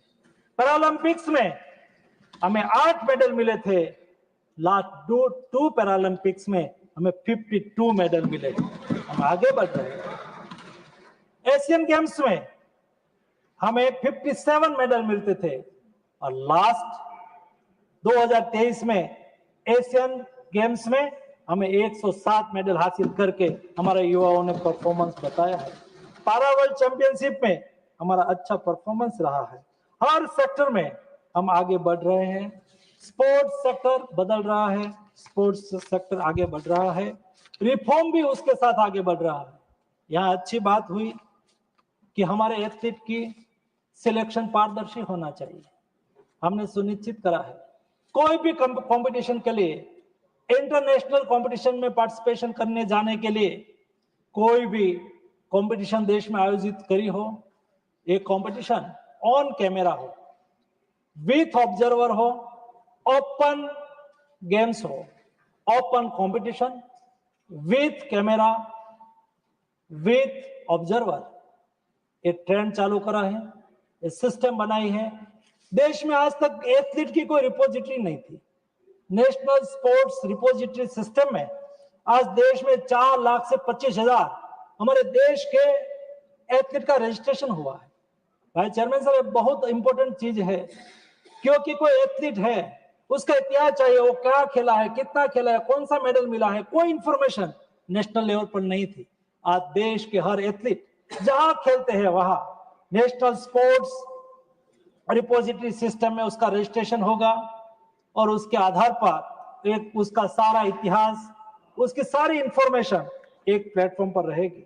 हमारे देश में सभी पारदर्शिता के साथ खेले, उसके लिए सारी व्यवस्था को सुनिश्चित करने का काम करा। हमने खेलो भारत नीति के तहत देश में एक विजन दिया, और ये विजन के आधार पर इस स्पोर्ट्स गवर्नेंस बिल का आपके सामने हम लाए हैं, जिसमें महिलाओं को अपॉर्चुनिटी मिले, जिसमें लीडरशिप रोल भी डिफाइन करा है। 70 साल की एज हमने सुनिश्चित करी है, लेकिन इंटरनेशनल फेडरेशन में हमारे देश के स्पोर्ट्स लीडर को अपॉर्चुनिटी मिले, इसके लिए इंटरनेशनल फेडरेशन में उसको काम करना है। वहां वो कोई पोजीशन पर है तो उनके लिए 70 साल की आयु लिमिटेड नहीं होगी, ताकि वो वहां लॉन्ग टाइम पर सर्वाइव करे और भारत का प्रतिनिधित्व करे। वैसे ही कोई भी फेडरेशन में 3 टर्म तक कोई भी व्यक्ति रहेगा, उसमें खास करके फेडरेशन के प्रेसिडेंट, ट्रेजरर, वाइस प्रेसिडेंट, उसके लिए 3 टर्म सुनिश्चित करी है। उसके बाद उसको कूलिंग करना आवश्यक हो जाता है, और हमने सारे फेडरेशन को आरटीआई के रिजिम में भी लाया है, ताकि कोई भी एथलीट संबंधी इंफॉर्मेशन चाहिए तो उसमें मिल सके। डिप्टी चेयरमैन सर, उसके साथ हमने national anti doping amendment bill भी लाए। National anti doping amendment bill, यहाँ जो पारदर्शिता की बात करी, ज्यादा पारदर्शी करने के लिए, ज्यादा स्वायत्ता देने के लिए वो लाए हैं। हम यूनेस्को कन्वेंशन के सिग्नेटरी है, इसलिए इंटरनेशनल कन्वेंशन के साथ अलाइन करना, वाडा कोड के साथ हमारे देश के नाडा का नेशनल एंटी डोपिंग एक्ट को अलाइन करना ये आवश्यक होता है। समय समय पर बदलाते समय में, बदलाती परिस्थिति में वर्ल्ड एंटी डोपिंग कोड है, उसमें बदलाव होता है। ये बदलाव के आधार पर देश में भी बदलाव करने की आवश्यकता होती है। ये बदलाव करने के लिए, विशेष स्वायत्ता देने के लिए हम नेशनल एंटी डोपिंग बिल में अमेंडमेंट लेके आए हैं। सम्मानीय सदस्यों ने बहुत उत्साहपूर्वक उसमें भाग लिया, सभी का मैं अभिनंदन करता हूं। साथ में जिन्होंने सुझाव दिया है उसका भी मैं अभिनंदन करता हूं, और जिन्होंने इस बिल पर अपना अपना इनपुट्स बाहर दिया है उसका भी मैं अभिनंदन करता हूं। और इस बिल पारित होने से देश में स्पोर्ट्स सेक्टर में एक नया युग की शुरुआत होगी। मैं सभी सम्मानीय सदस्यों को रिक्वेस्ट करूंगा कि सर्वसम्मति से दोनों बिल पारित करें और देश के स्पोर्ट्स सेक्टर को आगे बढ़ाएं। धन्यवाद मंत्री जी। The question is the National Sport Governance Bill 2025 as passed by Lok Sabha to be taken into consideration. Those in favor will please say aye. Aye. Those against will please say no. I think ayes have it. Ayes have it. Ayes have it. The motion is adopted. We will now take up clause by clause consideration of the bill. Clause 2 is 10 part of the bill. There is one amendment. Number 8 by Sri Truchi Siva. Not present. I shall now put clause 2 to vote. Those in favor will please say aye. Those against will please say no. I think ayes have it, ayes have it, ayes have it. The clause 2 is adopted. Clause 3 is 10 part of the bill. Those in favor please say aye. Those against will please say no. I think ayes have it, ayes have it, ayes have it. The clause 3 is adopted. Clause 4 is 10 part of the bill. There is 4 amendments. Number 1 by Sri A. Rahim, not present. 9 to 10 by Sri Truchi Siva, not present. Number 13 by Dr. Fawzia Khan, not present. I shall now put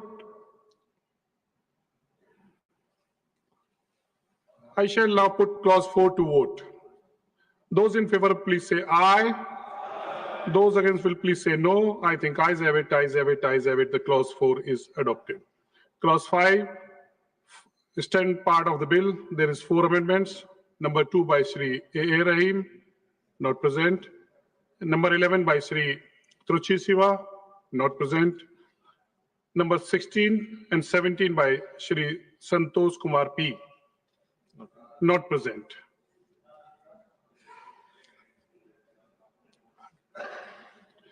I shall now put clause 5 to vote. Those in favor will please say aye. Those against will please say no. I think ayes have it, ayes have it, ayes have it. The clause 5 is adopted. Clause 6 to stand part of the bill. Those in favor will please say aye. Those again will please say no. I think ayes have it, ayes have it, ayes have it. The clause 6 to 10 are adopted. Clause is 10 part of the bill. There is one amendment. Number 3 by Sri A. Rahim, not present.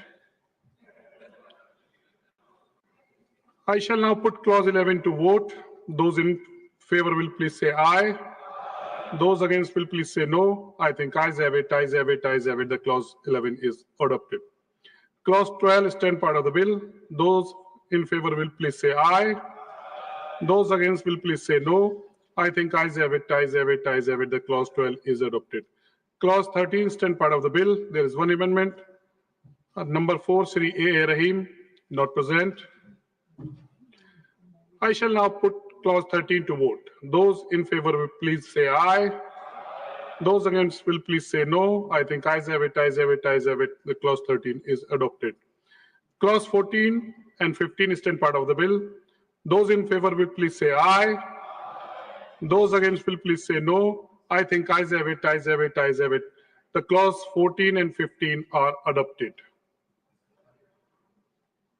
There are two amendments. for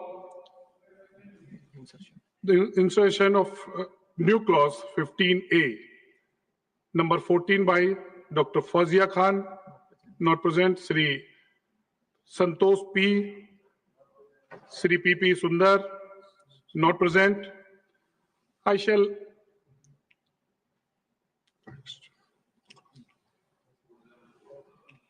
the clause 16 part of the bill, those in favor please say aye. Those against will please say no. I think ayes have it, ayes have it, ayes have it. The clause 16 is adopted. Clause 17 part of the bill, there are two amendments. Number 12 by Sri Truchi Siva, not present. 19 by Sri Santosh Kumar P, not present. I shall now put clause 17 to vote. Those in favor please say aye. Those against will please say no. I think ayes have it, ayes have it, ayes have it. The clause 17 is adopted. Clause 18 to 26, second part of the bill. Those in favor please say aye. Those against will please say no. I think ayes have it, ayes have it, ayes have it. The clause 18 to 26 are adopted. There is one amendment of our intervention, insertion of new clause 26A, number 15 by Fazia Khan, not present.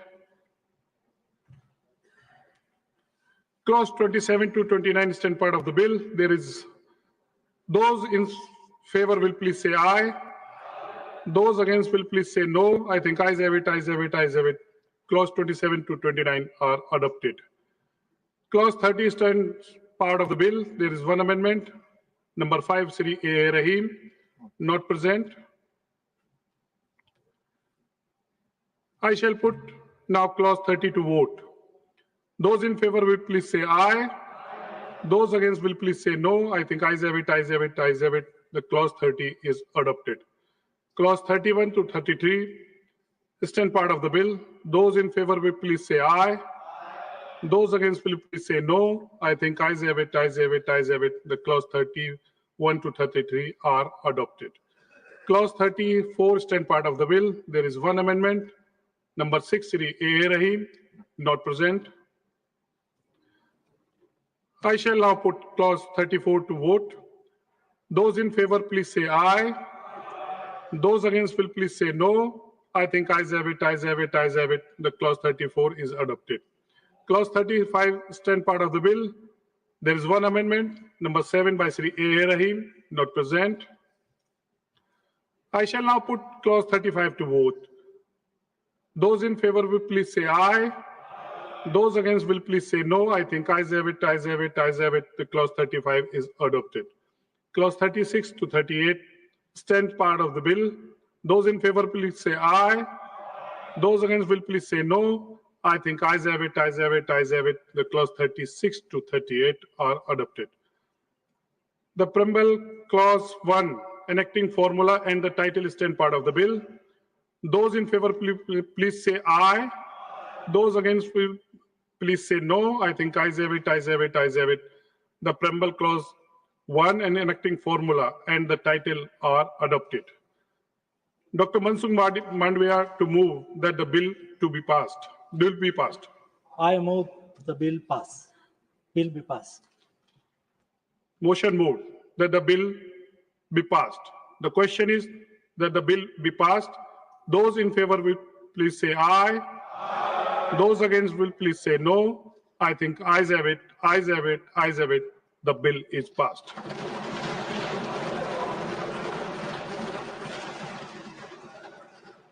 I shall now put motion regarding consideration of the National Anti-Doping Amendment Bill 2025 to vote. The question is the National Anti-Doping Amendment Bill 2025 as passed by the Lok Sabha to be taken into consideration. Those in favor will please say aye. Those against will please say no. I think ayes have it, ayes have it, ayes have it. The motion is adopted. We shall now take up the clause by clause consideration of the bill. Clause 2 stand part of the bill. Those in favor please say aye. Those against will please say no. I think ayes have it, ayes have it, ayes have it. The clause 2 is adopted. Clause 3 stand part of the bill. There is one amendment. Number 4, Sri A. Rahim, not present. I shall now put clause 3 to vote. Those in favor, please say aye. Those against will please say no. I think ayes have it, ayes have it, ayes have it. The clause 3 is adopted. Clause 4 stands for the bill. Those in favor, please say aye. Those against will please say no. I think ayes have it, ayes have it, ayes have it.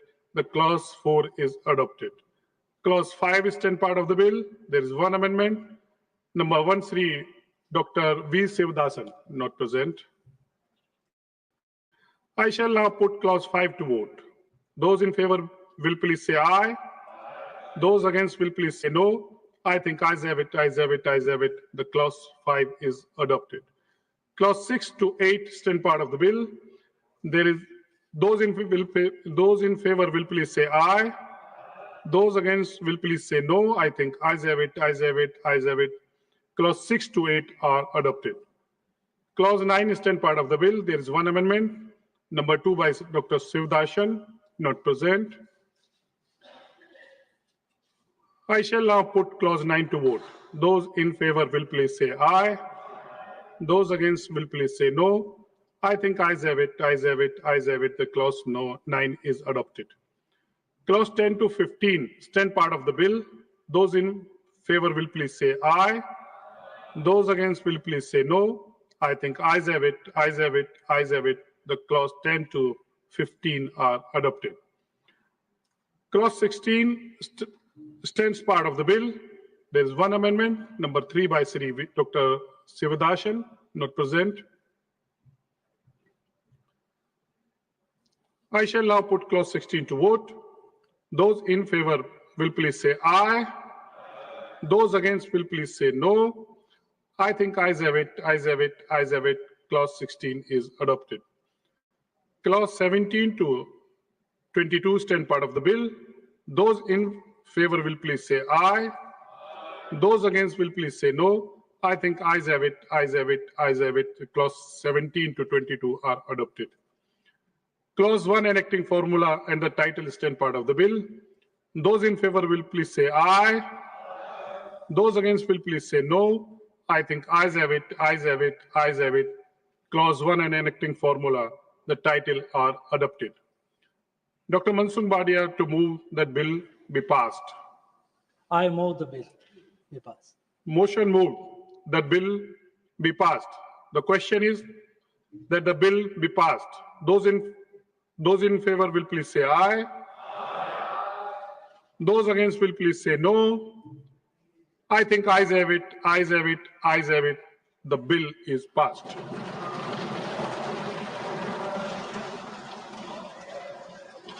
Now we will take the Income Tax and the Taxation Law Amendment Bill 2025. Srimati Nirmala Sitharaman to move motion for consideration of the following bill: the Income Tax Bill 2025 and the Taxation Law Amendment Bill 2025. Should I move it first, sir? Yeah. Sir, with your permission, I rise to move that the bill to consolidate and amend the law relating to the income tax as passed by the Lok Sabha be taken into consideration.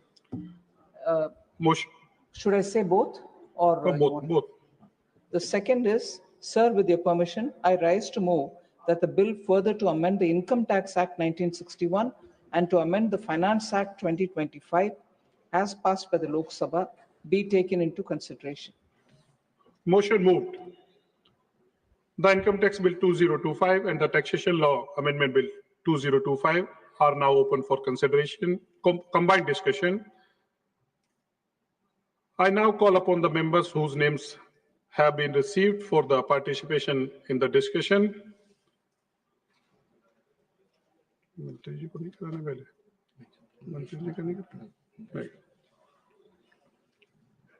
Shri Naresh Bansal.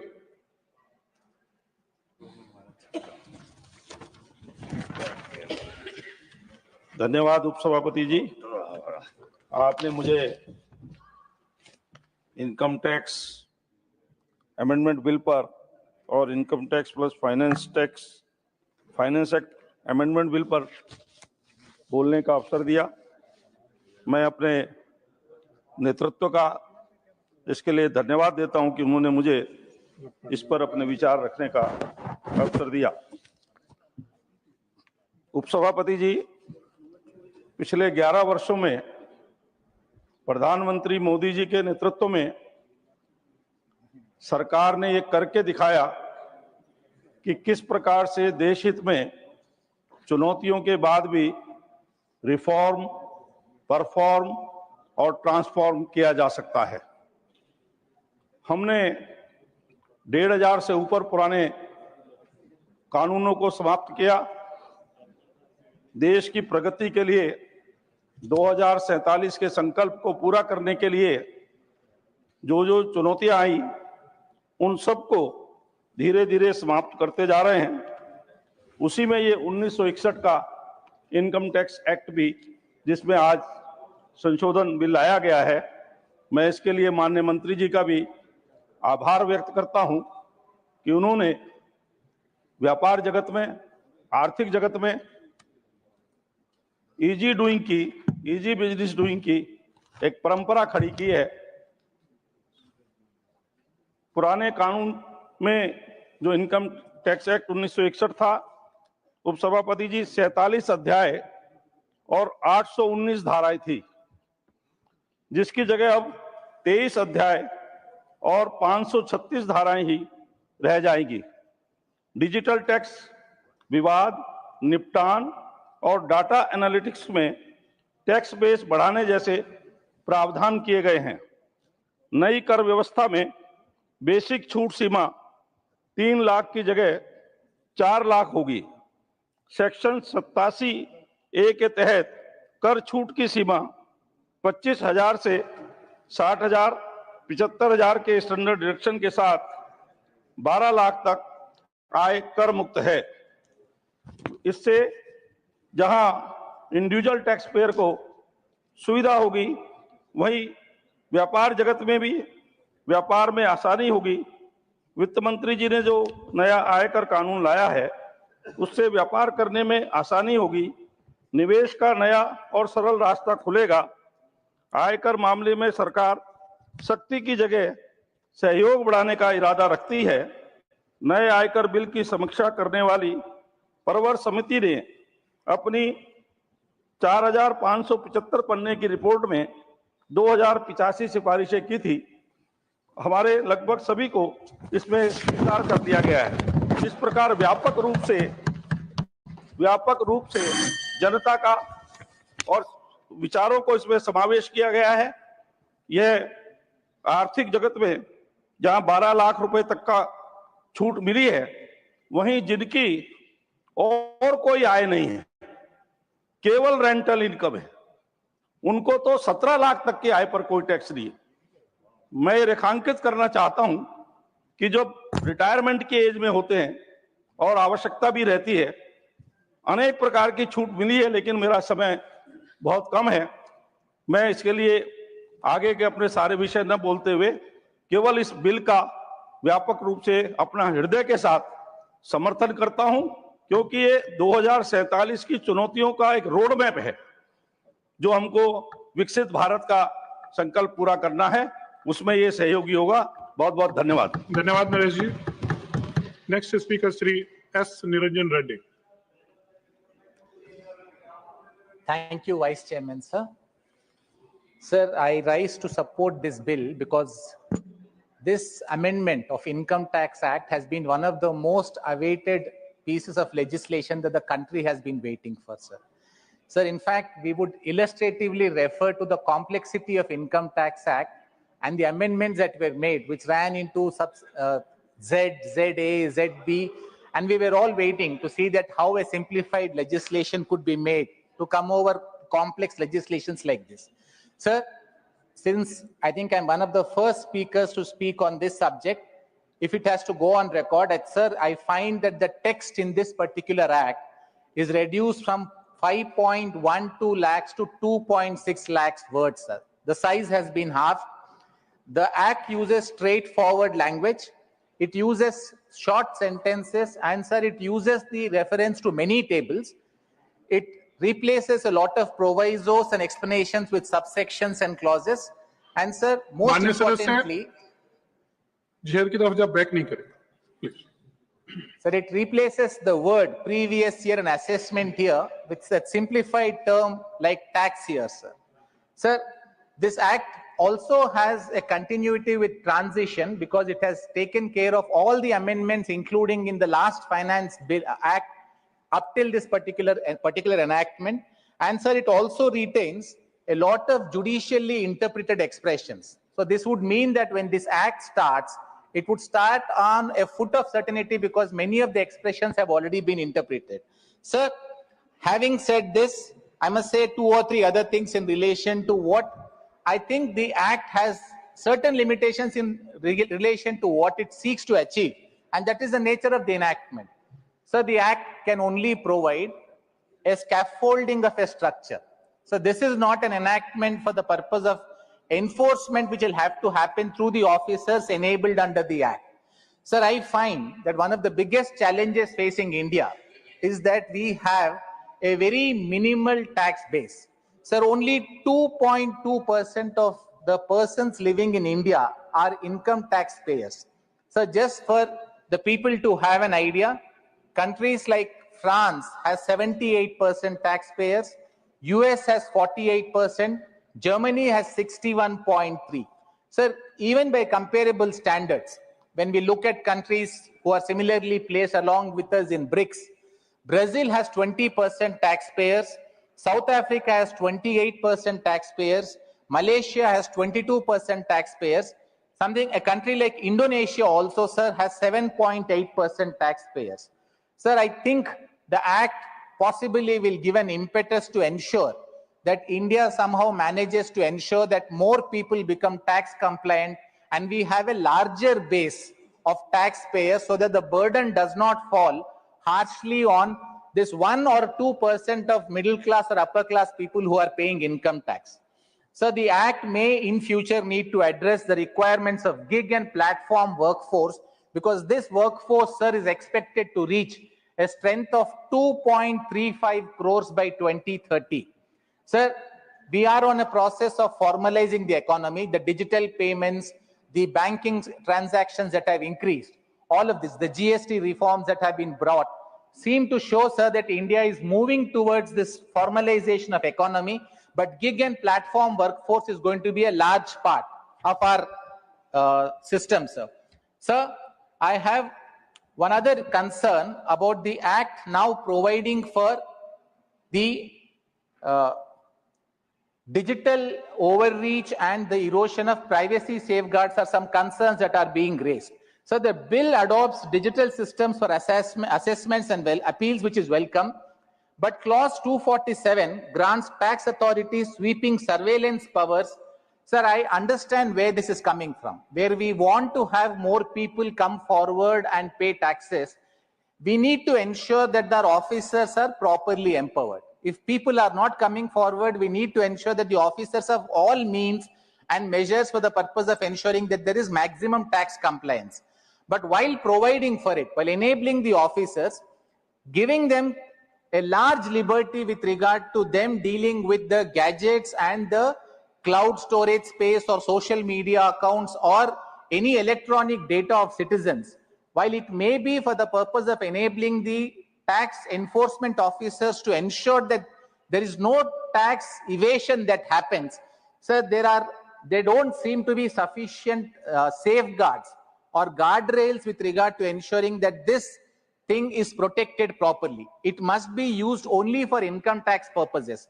So maybe the department or the ministry may have to come up with circulars or guidelines with regard to how these provisions are going to be activated.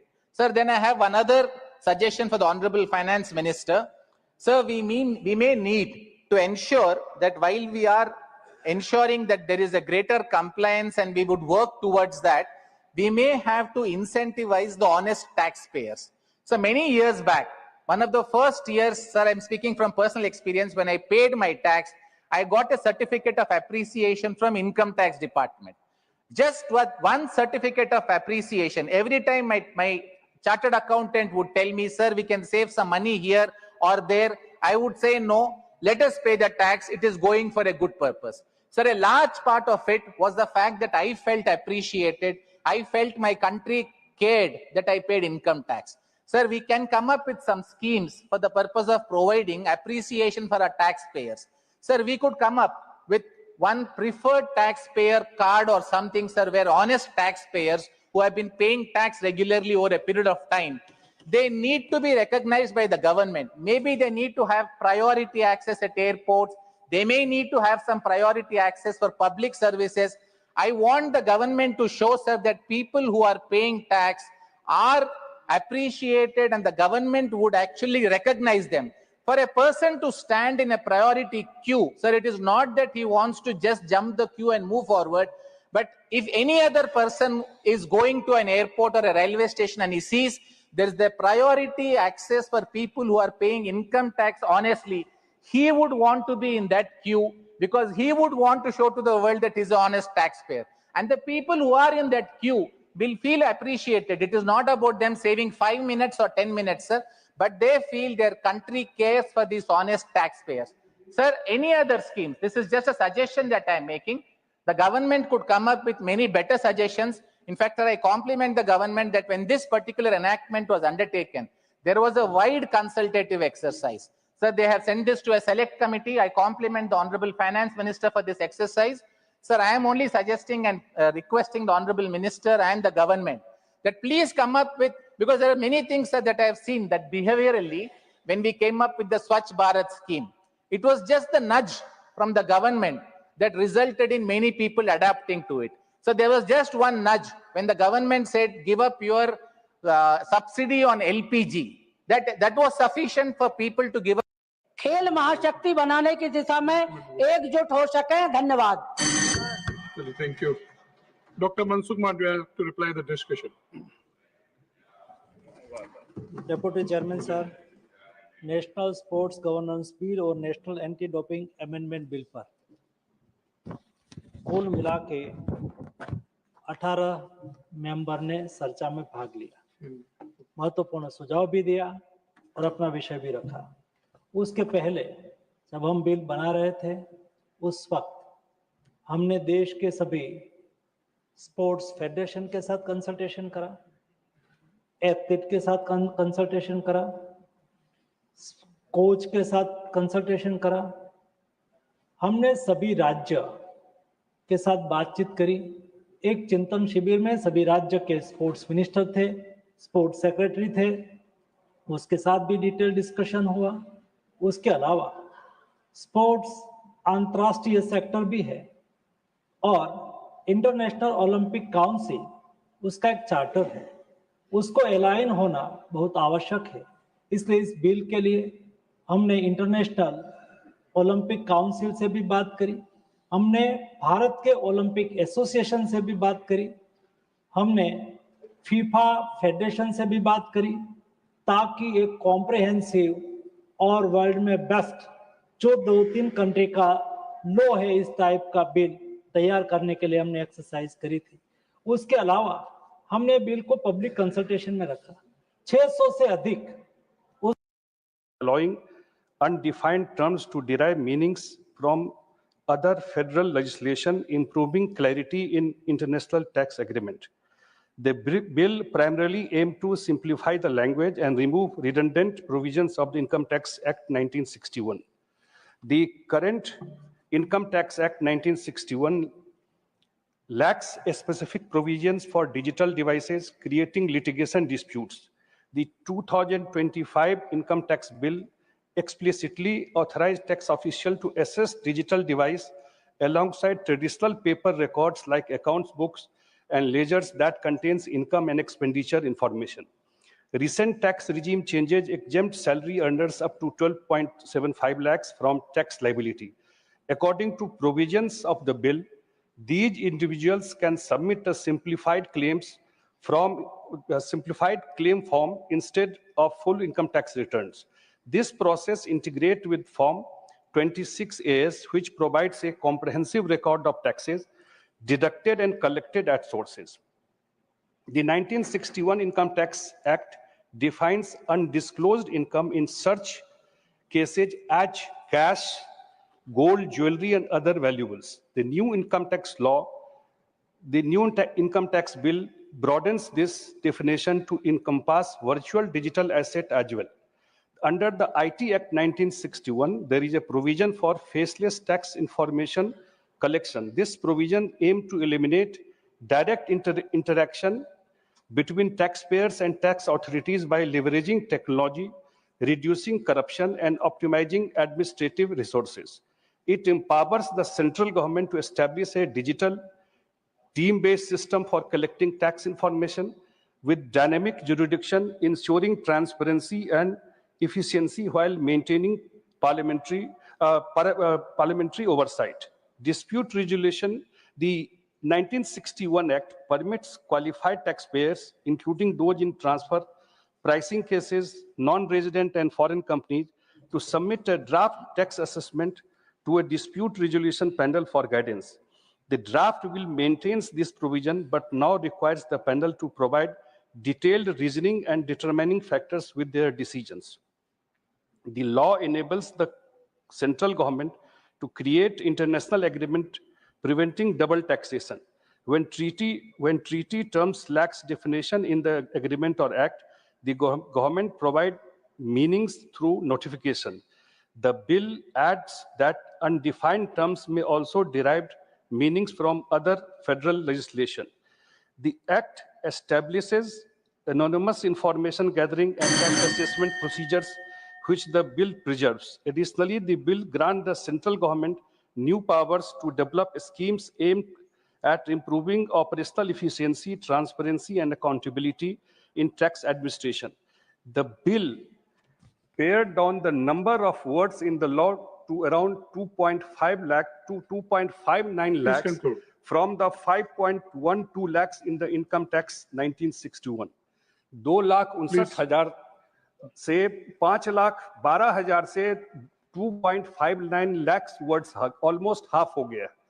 The number of sections 2 have been slashed to 536 from 819. In order to provide greater clarity, the new bill has increased the number of tables it incorporates. Conclude, 1 minute. Please. To 257 from 18, and number of formulate to 46 from 6. The above provision have enabled the consideration of eschated clauses and simplified the complex language of income tax principle. The IT bill seeks to Thank you, Sanjay ji. Just 1 minute. One minute. Thank you. Already transform the act into concise, lucid, and accessible legal instrument, more so for the normal income taxpayer. One suggestion to ma'am, to finance minister, the definition of computer system is wide and also include virtual digital space. The above terminology in attempt to modernize tax enforcement. 1 minute. I'll call now. Next speaker. Suggestion is issuing clear SOPs guidelines in this regard and conducting regular sensitized training program in this regard would serve as a confidence, because if you teach the mobile or computer. Thank you, Sanjay. That is one suggestion. Thank you. Next speaker, Shri Sanjay Seth. धन्यवाद sir. सबसे पहले मैं इस ऐतिहासिक सुधार के लिए माननीय यशस्वी प्रधानमंत्री श्री नरेंद्र मोदी जी का धन्यवाद देता हूं और माननीय वित्त मंत्री श्रीमती निर्मला सीतारमण जी को धन्यवाद देता हूं. यह बिल विकसित भारत के संकल्प की दिशा को पूरा करने के लिए एक मजबूत कदम है. इस इनकम टैक्स के बिल के लिए बहुत लोगों ने सब कुछ बताया है. मैं इससे पहले अपना अभी कुछ दिनों पहले जो अमेरिका के राष्ट्रपति ने हमारे भारत को डेड इकोनॉमी बताया है और जिसको कि हमारे लोकसभा के एलओपी ने भी समर्थन किया है, उसके बारे में उनको जानकारी देना चाहता हूं, पूरे विश्व को जानकारी देना चाहता हूं, क्योंकि जो हमारे आंकड़े हैं वो झूठ नहीं बोलते हैं. 2024-25 में भारत की जीडीपी का ग्रोथ रेट 6.5 रहा, जो G20 इकोनॉमी में सबसे ऊपर है. मई 2025 में इन्फ्लेशन रेट गिरकर 2.82% आ गया, जो 2019 के बाद सबसे निचला स्तर है. टोटल एक्सपोर्ट्स 2024-25 में रिकॉर्ड 824.9 बिलियन का पर पहुंचा है। भारत की नॉमिनल जीडीपी 106.57 लाख करोड़ 2014-15 से बढ़कर 331.03 लाख करोड़ 2024-25 में हो गई है। परचेजिंग पावर पैरिटी के हिसाब से हम 14.59 ट्रिलियन डॉलर जीडीपी के साथ तीसरे नंबर पर हैं। भारत की अर्थव्यवस्था हर साल औसतन 6 से 8% की रफ्तार से आगे बढ़ने का अनुमान है और अगले 15 साल में औसत लगभग 7% रह जाएगी। वहीं अमेरिका की जो अर्थव्यवस्था है वो औसतन 2% की दर से बढ़ने का अनुमान है, जो पिछले 15 सालों की उसकी रफ्तार बराबर चल रही है। आज हमारी अर्थव्यवस्था विश्व में 5वें नंबर पे है और 2027 तक हमने संकल्प लिया है कि हम इसको तीसरी अर्थव्यवस्था बनाएंगे। 2014 में डायरेक्ट टैक्स का कलेक्शन हमारा 6.3 लाख करोड़ था, जो अब बढ़कर 19.60 लाख करोड़ हो गया है और इसमें सबसे ज्यादा कंट्रीब्यूट कर रहे हैं वो मध्यम वर्ग और नौकरी पेशा करने वाले लोग कर रहे हैं। सभापति, उपसभापति महोदय, 1961 के बाद हमारे पुराने आयकर कानून के पहली बार डायरेक्ट टैक्स सिस्टम की व्यापकता और आधुनिक दृष्टि से नया रूप दिया जा रहा है। हमारी सरकार का उद्देश्य स्पष्ट है, भाषा को सरल करना, अनावश्यक प्रावधानों को हटाना, प्रक्रियाओं को पारदर्शी बनाना और हर नागरिक के लिए कानून को सुलभ करना। इस बिल के द्वारा 536 सेक्शन हटाकर करके 16 शेड्यूल में व्यवस्थित किया गया है ताकि एक आम आदमी को इसे आसानी से समझ सके। ये इस बिल में मेरा समय खत्म हो रहा है, इसलिए मैं इस बिल का समर्थन करता हूं और मैं फिर से माननीय प्रधानमंत्री जी और निर्मला सीतारमण जी को बहुत बहुत धन्यवाद देता हूं। धन्यवाद। Next speaker Shri G K. Vasan. Sir, the IT bill has been introduced in the Parliament to ease compliance burden, sir. Sir, this is a bill, a reform to promote a transparent tax system in the nation, sir. Flexibility has been provided in the new IT bill for allowing refund claims in the cases where if the IT return is not filled on time. Sir, this is a big boon, a major relief to the taxpayers. Unfortunately, sir, such an important bill, sir, today we find that there is nobody in the treasury benches, sir. Such a relief to the taxpayers, treasury benches are not bothered about it, sir. They should have been here in this bill to discuss, deliberate, and debate, sir. Unfortunately, sir, they do not bother about the taxpayers of this country, sir. I am sure the taxpayers will be aware of the opposition parties, sir. Likewise, sir, the previous bill was on sports. For students in the school and college, sir, sports is a very favorite subject. They are not bothered about students in the school and college, sir. I am sure parents of this country, students in the college and school, and people who are interested in the sports will know the real face of the opposition today, sir. Coming to the bill, sir, the original bill raised concerns on house property taxation, pension deduction, and also for renewal for demand filing. The revised bill has addressed these gaps to fulfill, reduce disputes, simplify interpretation, which will pave a way forward for fairness, sir. Sir, in this bill, reforms are expected to ease compliance for individual companies, especially, sir, MSMEs, and promote a stable, predictable, and transparent tax system, which will pave way for a key factor for sustaining domestic consumption attracting foreign investments, which will lead to support for growth, sir. Sir, this important bill has opted for simplified language to make the law more accessible and has removed absolute and redundant provisions for greater clarity in the bill, sir. To conclude, sir, the FM's legislation displays the forwardness, that is the clarity of our tax administration. This kind of base in the tax system, sir, will support our economic growth in the country, sir. With these words, my party, Tamil Maanila Congress Bhupanar, supports the IT Bill 2025. Thank you, sir. Message from Lok Sabha, Secretary General.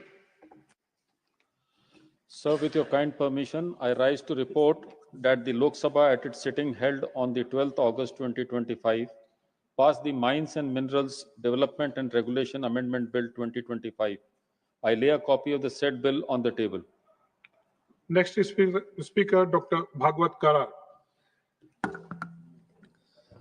माननीय सभापति महोदय, माननीय सदस्यगण, आज मुझे income tax bill 2025 के ऊपर बोलने के लिए अवसर दिया, इसलिए मैं आपका और हमारे हाउस लीडर माननीय जेपी नड्डा जी का आभार व्यक्त करता हूं। आज भारत देश की इकोनॉमी पूरे दुनिया में चौथी नंबर पे है और जल्दी ही माननीय प्रधानमंत्री मोदी जी के नेतृत्व में तीसरी इकोनॉमी बनेगी। प्रधानमंत्री जी के नेतृत्व में जैसी तीसरी इकोनॉमी बनने वाली है, वैसे ही हमारे फाइनेंस मिनिस्टर मैडम की पॉलिसी भी महत्वपूर्ण है। इस बिल जो इनकम टैक्स एक्ट 1971 को रिप्लेस करेगा, ये जो एक्ट है 64 साल पुराना एक्ट है। इसमें अमेंडमेंट्स बहुत सारे हुए थे और लैंग्वेज भी बहुत सारी कॉम्प्लेक्स हुई थी, इसीलिए टैक्स पेयर्स, एडमिनिस्ट्रेटर्स और प्रैक्टिशनर्स उन्होंने कंसर्न रेज करने के बाद यह जो बिल है 13 फरवरी 2025 को लोकसभा में लाया था और उसी वक्त वो सिलेक्ट कमेटी को रेफर किया था। सिलेक्ट कमेटी के जो कुछ रिकमेंडेशंस है वो लेने के बाद 21 जुलाई को वापस लोकसभा में आया और उनके बाद अभी अलग अलग स्टेक होल्डर्स हो और उन्हीं का ओपिनियन लेके अभी आज अपने सामने बिल आया है। माननीय प्रधानमंत्री जी के नेतृत्व में जन भागीदारी को बहुत ही इम्पोर्टेंस दिया जाता है। कोई भी स्कीम यशस्वी करना है तो जन भागीदारी होना जरूरी है। इसीलिए इस बिल को फाइनल करते समय टैक्स पेयर्स हो, इंडस्ट्री का हो, प्रोफेशनल एसोसिएट्स हो, फील्ड लेवल ऑफिसर्स हो का ओपिनियन लिया है। इतना ही नहीं तो यह बिल बनाते समय दूसरे देश में इनकम टैक्स एक्ट कैसा है इसी के ऊपर भी प्रावधान लिया है। इसमें करते समय मोर देन 60,000 आवर्स डेडिकेट किया है और ये बिल बहुत ही सिंपल और लीगल लैंग्वेज में बनाया है। जैसे पूर्व वक्ता ने बताया कि पहला जो इनकम टैक्स एक्ट है उसमें 47 चैप्टर्स थे, इस बिल में सिर्फ 23 है। सेक्शंस 819 थे, अभी 536 है और वर्ड्स अगर देखें 5.12 लाख से सिर्फ 2.60 लाख वर्ड्स है। यह बिल महत्वपूर्ण है। जैसा हम देखें कि हमारी इकोनॉमी बढ़ रही है, इकोनॉमी बढ़ते समय डायरेक्ट टैक्सेस और इनडायरेक्ट टैक्सेस में जो रिफॉर्म्स हमारे फाइनेंस मिनिस्टर मैडम के मार्गदर्शन में आए हैं वो बहुत ही महत्वपूर्ण है। अगर हम देखें तो इसी का इम्पैक्ट अगर हम देखें तो इनकम टैक्स रिटर्न्स 141% से वृद्धि हुई है। 2013-14 में सिर्फ 3.8 करोड़ इनकम टैक्स पेयर थे, 2024-25 में 9.19 करोड़ इनकम टैक्स पेयर हुए हैं। अगर हम रिवेन्यू देखें तो 2013-14 में 7,21,000 रेवेन्यू था, अभी 27 लाख से भी रेवेन्यू बढ़ चुका है। मैं इतना ही बताना चाहता हूं कि हमारा जो संकल्प है माननीय प्रधानमंत्री जी के नेतृत्व में नया विकसित भारत बनाने का जो संकल्प है, तो नया नीति, नया इनकम टैक्स और एक्ट और हम इनकम टैक्स के साथ हमारा भारत एक विकसित राष्ट्र बनेगा। इन संकल्प के साथ मैं मेरे वाणी को विराम देता हूं। धन्यवाद। Next speaker Shri Mastan Rao Yadav Beeda. Thank you, sir. Thank you for giving me the opportunity. I, on behalf of our Telugu Desam party and our leader, Sri Nara Chandrababu Naidu Garu, rise to speak on the bill, Income Tax Bill 2025 and Taxation Laws Amendment Bill 2025. The new income tax bill is a piece of legislation that marks a turning point in the India's direct tax history. This bill is not merely a replacement of Income Tax Act 1961. It is the result of over a decade of reforms aimed at making our tax system simplified, fairer and more predictable. When NDA government came to power in 2014, we inherited a tax system weighed down by complexity, delays, and mistrust. Over the last 11 years, under the leadership of our Honorable Prime Minister Sri Narendra Modi ji and our Honorable Finance Minister Srimati Nirmala Sitharaman ji, we have pursued a clear vision to create a tax administration that is seamless, painless, and faceless. Technology has been at the heart of this transformation. The results speak for themselves. The average ITR processing time has dropped from 93 days in 2013 to just 10 days in 2023-24, with nearly 25% processed in a single day. ITR filings, including updated returns, have risen by 141% from 3.8 crore in financial year 2013-14 to 9.19 crore in financial year 2024-25. Gross direct tax collections have increased by 274% from 7.21 lakh crore to 27.02 lakh crores in the same period, sir. From simplifying the tax structure to creating a conducive environment for voluntary compliance, the reforms implemented by the government over the last 11 years were done to make the tax process simple, efficient, and transparent. Key features of this bill, sir. The bill reflects the three guiding principles of any good legislation: trust, transparency, and simplification. Number one, a simpler tax regime. The new bill removes redundant provisions, consolidates overlapping clauses, and introduces plain, clear definitions. Number two, new tax regime under clause 2021. This regime sets out straightforward slab rates. Number three, enhanced taxpayer services. A dedicated Directorate of Taxpayer Services now oversees grievances, redressal, and service delivery. Ensures that most grievances are resolved within 15 to 30 days. Number four, explained reliefs and exemptions. Clear provisions for commuted pensions deductions, extending benefits to individuals outside the formal employment framework. Removal of alternative minimum tax for LLPs, ease compliance for charitable trust, relax. Please conclude. Okay. Number five, modern dispute resolution. Sir, this legislation reflects the maturity of tax administration. It replaces complexity with clarity, confrontation with cooperation, and suspension with trust. With this, on behalf of Telugu Desam Party, we wholeheartedly support the income tax bill, and we compliment our Honorable Finance Minister, Srimati Nirmala. Next speaker, Sri Mukaria Rambhai. Not present. Shri Mahendra Bhatt. माननीय उपसभापति महोदय, मैं आपका आभारी हूं कि आपने मुझे देश की माननीय वित्त मंत्री आदरणीय निर्मला सीतारमण जी द्वारा आयकर बिल 2025 के समर्थन में बोलने के लिए मुझे अवसर प्रदान किया है। भाजपा शासन के पिछले 11 वर्षों में अप्रत्यक्ष हो चाहे प्रत्यक्ष कर हो, दोनों क्षेत्रों में काफी सुधार किए गए हैं, और यह सुधार तब होते हैं जब नेतृत्व सुधार की दिशा में पहल करता है।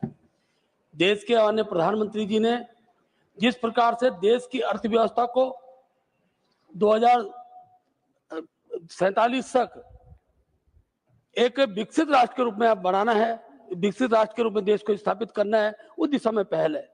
आयकर अधिनियम 1961 की प्रतिस्थापित करने वाला यह आयकर विधेयक इस यात्रा में मील का पत्थर साबित होगा। महोदय, 2014 में सरकार बनने के बाद ईमानदारी से करदाताओं की महत्वपूर्ण भूमिका को रेखांकित करने वाला ये विधेयक में ये प्रावधान किया गया है, और ये कार्य लगातार चल रहे हैं। बीच के कालखंड में भारत की अर्थव्यवस्था लाइसेंस पर आधारित अर्थव्यवस्था रही। इस अवधि में कर प्रशासन भी अविश्वास और टकराव केंद्रित रहा, जो आज विश्वसनीय और पारदर्शी बनाने का प्रयास जारी है। उसी का परिणाम है महोदय कि ITR की दाखिलें अब 141% बढ़ी हैं। इसी प्रकार सकल प्रत्यक्ष कर संग्रह 274% की वृद्धि हुई है। यह अपने आप में बहुत सराहनीय प्रयास है और मैं कह सकता हूं इस बिल के आने के बाद निश्चित रूप से इसमें और गुणात्मक वृद्धि होगी। महोदय, इस पहल से कर प्रशासन तेज, अधिक पारदर्शी, करदाताओं के अनुकूल डाटा का उपयोग, कर रिटर्न भरने का जो अधिकार दिया गया है उससे बहुत लाभ होने वाला है। CPC ने औसत प्रोसेसिंग समय 2014 के 93 दिनों से घटाकर 10 दिन कर दिया गया है। इस अधिनियम के बाद कर प्रणाली अधिक न्याय संगत, सरल होगी। सुधार का उद्देश्य लोगों और व्यवसायों को स्थिरता का भरोसा दिलाएगा। आकलन में लगने वाला समय तथा पुनः खोलने में लगने वाला समय इसके अंतर्गत कम किया गया है। अपीलों की मौद्रिक सीमाएं बढ़ाकर अनावश्यक विवाद कम करने का इस विधेयक में प्रावधान किया गया है। व्यक्तियों के लिए कर युक्त आय 12 लाख तक बढ़ाई गई। स्लैब दरों का भी युक्तिकरण किया गया। ये एक सकारात्मक पहल था। महोदय, समय कम है इसलिए संक्षेप में विषय को रखूंगा। इसके अंतर्गत करदाताओं की सेवाएं अनुपालन में सुगमता हो, इसका प्रावधान किया गया है। शिकायतों का निवारण का तंत्र इसमें बहाल किया गया है। करदाता चार्टर स्थापित किया गया है। मैं सारे विषय की चर्चा संक्षेप में विषय को रख रहा हूं। कर ढांचे और ITR का सरलीकरण का पूर्व वक्ताओं ने विषय रखा है। इसमें बहुत अच्छा एक प्रावधान किया गया है। नया कर शासन, उसकी कम दरें, सीमित कटौतियां और अनेकों प्रकार के इसके अंतर्गत सुविधाएं दी गई हैं। करदाता चार्टर की दृष्टि में कहूं 19 अगस्त 2020 को खत्म समय हो गया। जी विधिक रूप से अनुसूचित धारा 119A section 1109A income tax act के तहत अनेकों प्रावधान इसमें किए गए हैं। इसलिए मैं कह सकता हूं कि माननीय वित्त मंत्री जी द्वारा ये विधेयक जो लाया गया है, मैं इस विधेयक का समर्थन करता हूं और यह विधेयक देश को विकसित राष्ट्र के रूप में स्थापित करने में सहायक सिद्ध होगा। बहुत बहुत धन्यवाद। धन्यवाद। माननीय मंत्री Shrimati Nirmala Sitharaman ji to reply the discussion.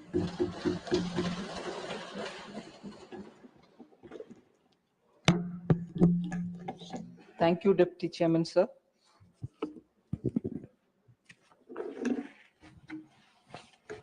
So in the July 24 budget, a comprehensive review of the Income Tax Act was mentioned, and that announcement is the trigger which has led to reviewing the 1961 Income Tax Act, which since its passing in 1961 has over the decades accumulated a lot of newer features such as the TDS, the MAT, the transfer pricing rules, advanced pricing, which are several agreements, and several dispute resolution rules.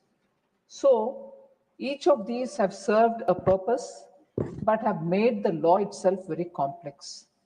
So it was very tough to navigate for an ordinary citizen who's wanting to file his returns. But the largely dense and complex structure of that Income Tax 1961 Act resulted in various interpretations. And several avoidable disputes kept mounting. So not so much for the rate, but for the language of the Act, we were subject to too many litigations. So the density and the complexity of the Act and the verbose way in which the Act got written over the decades, with the different styles dominating it, made the Act very, very tedious for anyone to use. And in fact, many of the provisions of the Act reached the sunset clauses. So you were given a tax benefit for up to a certain number of years, and nearer the closure, some of them were not even reviewed. So the sunset clause existed, and at that time, more reviews had to happen, whether the sunset should continue or you should close it. These kind of things have also made it sound as though it has become outdated in parts, not the whole thing, but in some parts. Therefore, we needed a new law, and that is why in July 24 budget, I had announced that we'll come with a comprehensive review of Income Tax Act 1961 to make it concise, lucid, easy to read, and easy to understand. So that is the main objective with which we started this, sir. It was the review and the new income tax bill, which is now the subject of our discussion, were completed in record 6 months' time and introduced in the budget session of February 2025. This year budget session, we introduced it. The drafting of the new bill itself involved 75,000 person hours. That is the extent to which we... Manya Mantri ji, Honorable members, it is now 6 p.m. If the House agrees, we will sit beyond 6 p.m. today till the disposal of the Income Tax Bill 2025 and Taxation Laws Amendment Bill 2025. Do I have the leave of the House to extend the sitting beyond 6 p.m.? Thank you. Honorable Minister. So, sir, the team of dedicated officers, I must appreciate the CBDT and also the Department of Revenue, who together did the drafting of the new bill, as I said, taking 75,000 person hours, with a team of dedicated officers.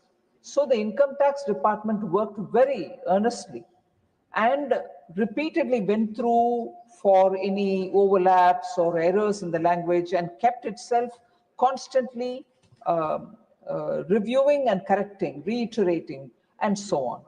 So before I get into the features of the bill, and I wouldn't take long to give the data,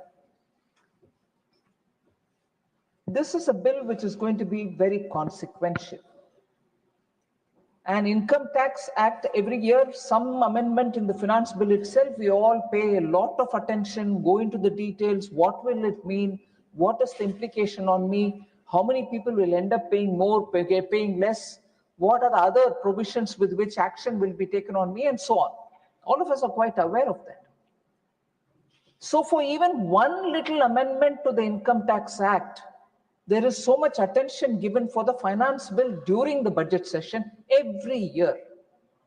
So this is a very consequential act in that we are changing the 1961 Act itself in a way, removing it and bringing a new act. We won't remove it in total because there will still be some cases or some incidents which relate to that period, and therefore that 61 Act will continue in some form only to the limited purpose of attending to those period relevant matters. So if this is the seriousness with which this country is looking at bringing a assessee-friendly, taxpayer-friendly act, replacing the 1961 Act, and it is a milestone which this country's financial system will face, I am shocked that the opposition doesn't want to participate in it. And let me tell you, sir, initially understanding the importance and the consequential nature of this, the opposition parties agreed in the Business Advisory Council, Business Advisory Committee, that they will indeed participate in the Lok Sabha and also in the Rajya Sabha on this bill and debate it. And they were allotted 16 hours in Lok Sabha, 16 hours of debate in Rajya Sabha. Most often the opposition says, well, you don't want to discuss anything. We are asking for public, people's interest, public's interest. We want to have charcha on this matter. We agreed for 16 hours of charcha in Lok Sabha, 16 hours of charcha here. Okay, you had some protest, you want to march to the Election Commission, you went. But you came back, participate. You agreed to give 16 hours time for this discussion. Why are they away, sir, today? And when we talk about tax and tax-related matters, they will say, no, you're imposing tax burden on the people. Let me tell you, prior to COVID onwards, 2019 onwards, Prime Minister Modi has given clear instructions.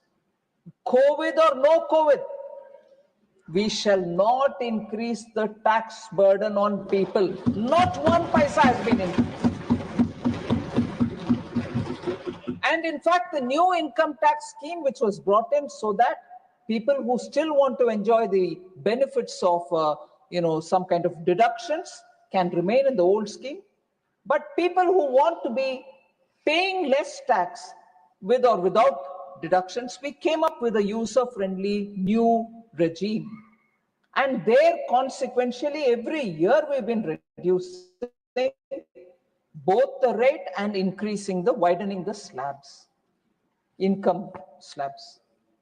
This year, historically, as a big milestone, Prime Minister Modi said at least 12 lakhs tak, no tax should be paid by any Indian citizen, which means up to 1 lakh per month salary, no one will have to pay any tax.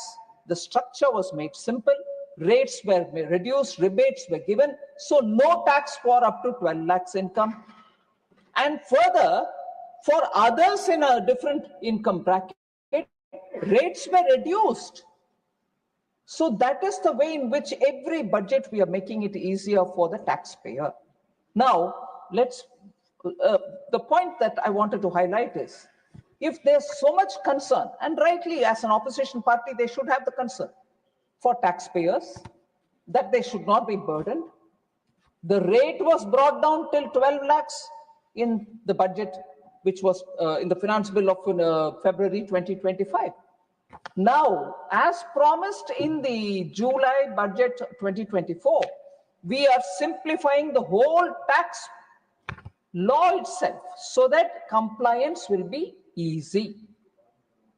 Even that is a very big step, as I said. And for that, when allocation of time also has been given, opposition is failing its duty in serving the people of India that they don't want to participate in this discussion, neither in Lok Sabha nor here.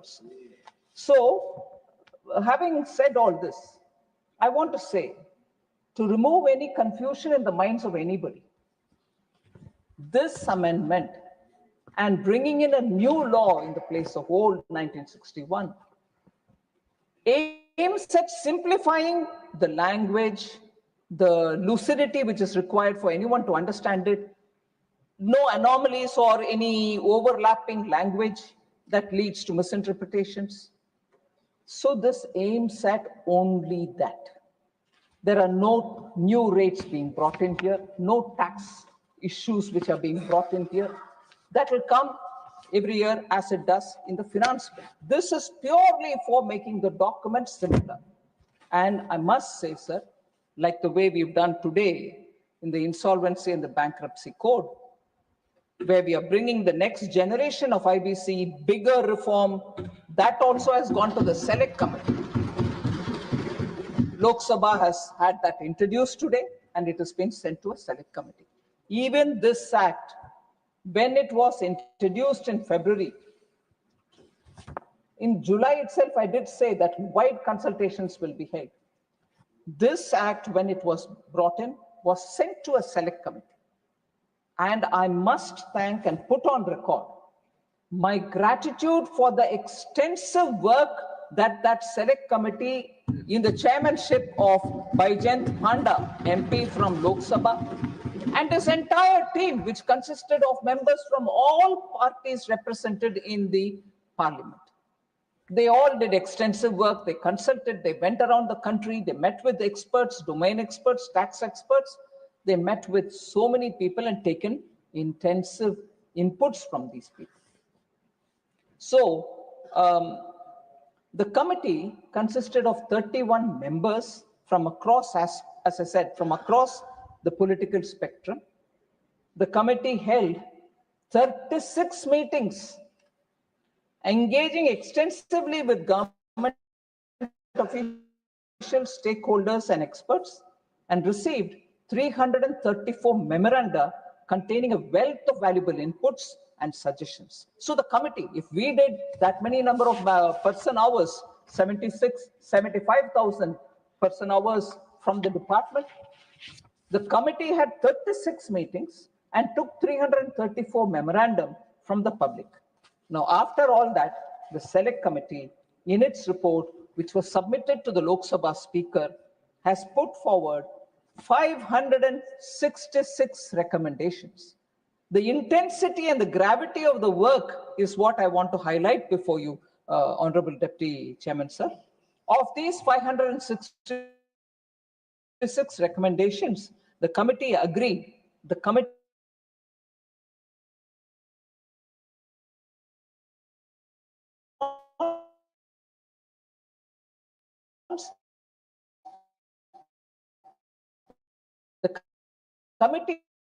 agreed for the department 70 cases.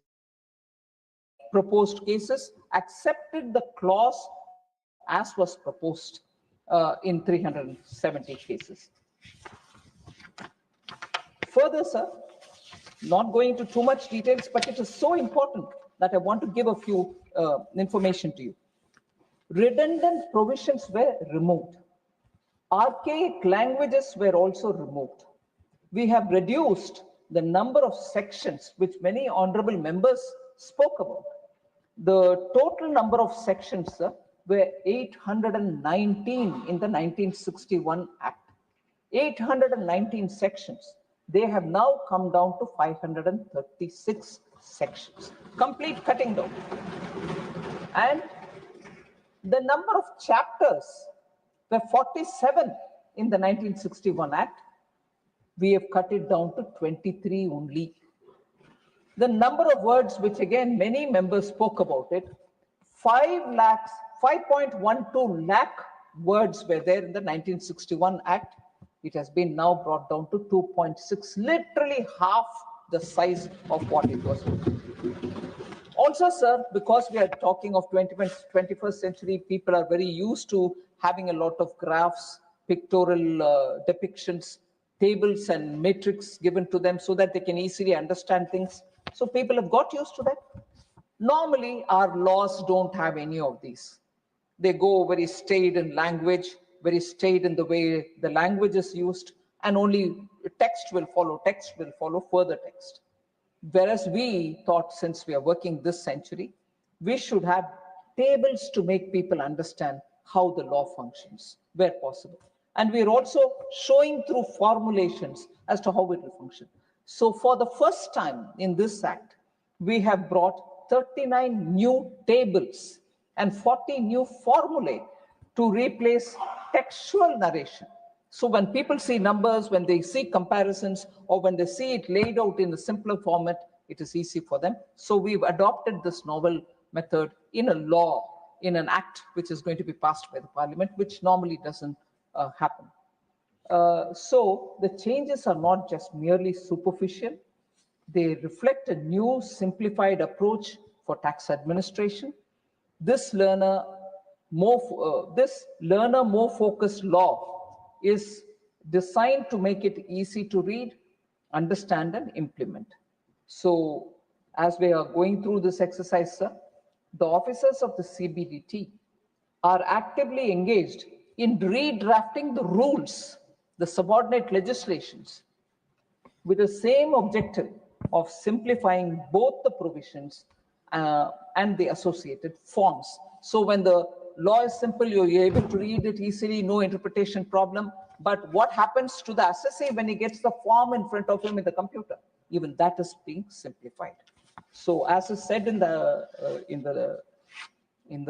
Act itself, if everything goes well and if we are able to pass it, and I'm sure there will be members watching it very cleanly, the systems, the computer systems which run our income tax will all have to be now rebooted for the newer law. Because the time is very short between now and 1st of April 2026. We need to have all the computers reset for the way in which this act has been subject to the approval of the Parliament. And therefore, if from 1st April 2026 we want to effect this, it's greatly appreciated that the Parliament has taken the initiative to pass it well in time, so that between September and 31st of March, we will get the systems also cleared. And why do I say that? Because not only the computer systems will have to be kept ready for the assessee to file his own returns, but we are planning to issue a lot of SOPs and also frequently asked questions to be put up, so people understand what are the changes. If they go to the domain, they will get it from the income tax portal, all the details of what it is going to be like. Further, not so much getting into that detail, I just want to reassure that so much thought has gone into making this law. And it's not going to be confined to only what the law says. We also want to come up with some kind of a information memorandum, so that people who are dealing with the new act sometimes can get this thing, because you're so used to 1961 Act, which ran the country for 50 years. And suddenly you say, where was this? In that act, it used to be like this. Where is this here now? For that, a separate information memorandum will also be issued, so that people can refer that and then say, oh, then in this act, it will be here. Like that, so that it will be like a guidance material. Even that is being prepared. That's not part of what is being circulated in the Parliament, but I just want to reassure, a lot of thought has gone into this. A lot of hard work has gone into it. More from the point of view of what will the taxpayer think about it, materials have been prepared. So that's about the income tax new act, replacing the 1961 Act, the Income Tax 2025 Act, if passed from the Parliament. So that's about that one. The second, which you've allowed me to take up simultaneously, I'll just say a few words on that. Sir, it is a taxation laws amendment bill, the second one. Normally, taxation amendments are done during the finance bill, but some extraordinary situations, we do come up with corrections. There are 4 things this time which we want to bring in here. We could have waited for the finance bill, but because the economy, people, everybody wants to have very quickly a look at how these are developing, we've just done 4 things. One is giving tax exemption on dividend interest and also long-term capital gains to sovereign wealth funds and pension funds investing in infrastructure between 1/4/2020 and 31/3/2030, subject to notification. The Public Investment Fund, which is, and its largely wholly owned subsidiaries, will be named directly in the section for exemption. PIF is from Saudi Arabia. So that fund is being, like the way we've given earlier for other sovereign funds.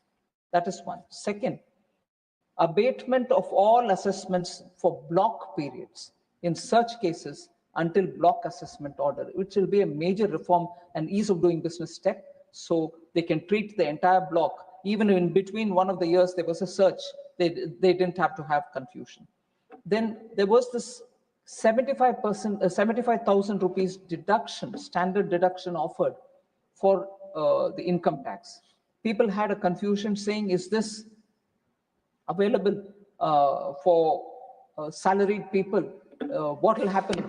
So we have given a clarification there. So hardly about 3 of them. And 4th is the unified pension related things, where confusion on deduction, if there is a parity with NPS and so on. So for that, we've brought in 3 points, which will be part of the taxation law, which is here. So above 4 changes are, sir, this is a very important line. I want the honorable members to concentrate on this.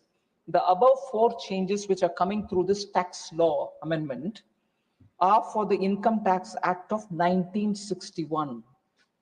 We are talking about income tax bill, which is getting replaced because of language and other things, and bringing 2025. But the old and the current prevailing act, 1961, requires these amendments.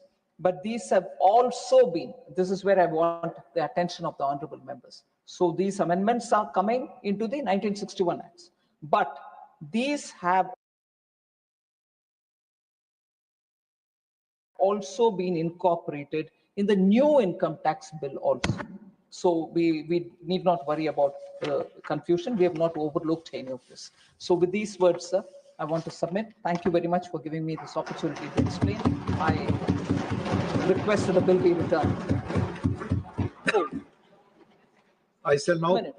So 1 minute. Yes, please. One or two members had raised. Yes. I just want to answer them. The first one is about a point which Niranjan Reddy ji, he's not here. Just call out. I just want to, YSRCP. So he had raised this point that there need to be sufficient safeguards, guardrails for protecting privacy in searches. I want to tell the members, sir, search provisions have been rationalized in this bill. These have been done to adequately cover the cases where there could be some technological challenges. However, I want to underline the fact that no new power has been given to the officials through this act. There is no new power assigned to the tax authorities. However, to allay the apprehensions, as I said earlier, to allay the apprehensions of honorable member and other taxpayers, CBDT will come out with a SOP as to how to deal with the personal information seized during searches. Because most often when searches happen, the computers are seized, people get panicked, they don't know what to do with it. So there will be an SOP issued for the assessee to know how to deal with such search-related matter. The second point that Niranjan Reddy ji had said, for some kind of appreciation of honest taxpayer, we also give certificates to honest regular taxpayers. I hope he's not missed out on that. I just want to inform him on that. So the other honorable member who spoke was Sanjay Kumar Jha, who had raised this issue of computer systems used in search provisions, saying that the definition is too wide. I just want to assure the member that all of us would appreciate that the definition of computer system has to be wide enough, sir. Today, the computer systems are of so many different varieties. Technology is making it wider.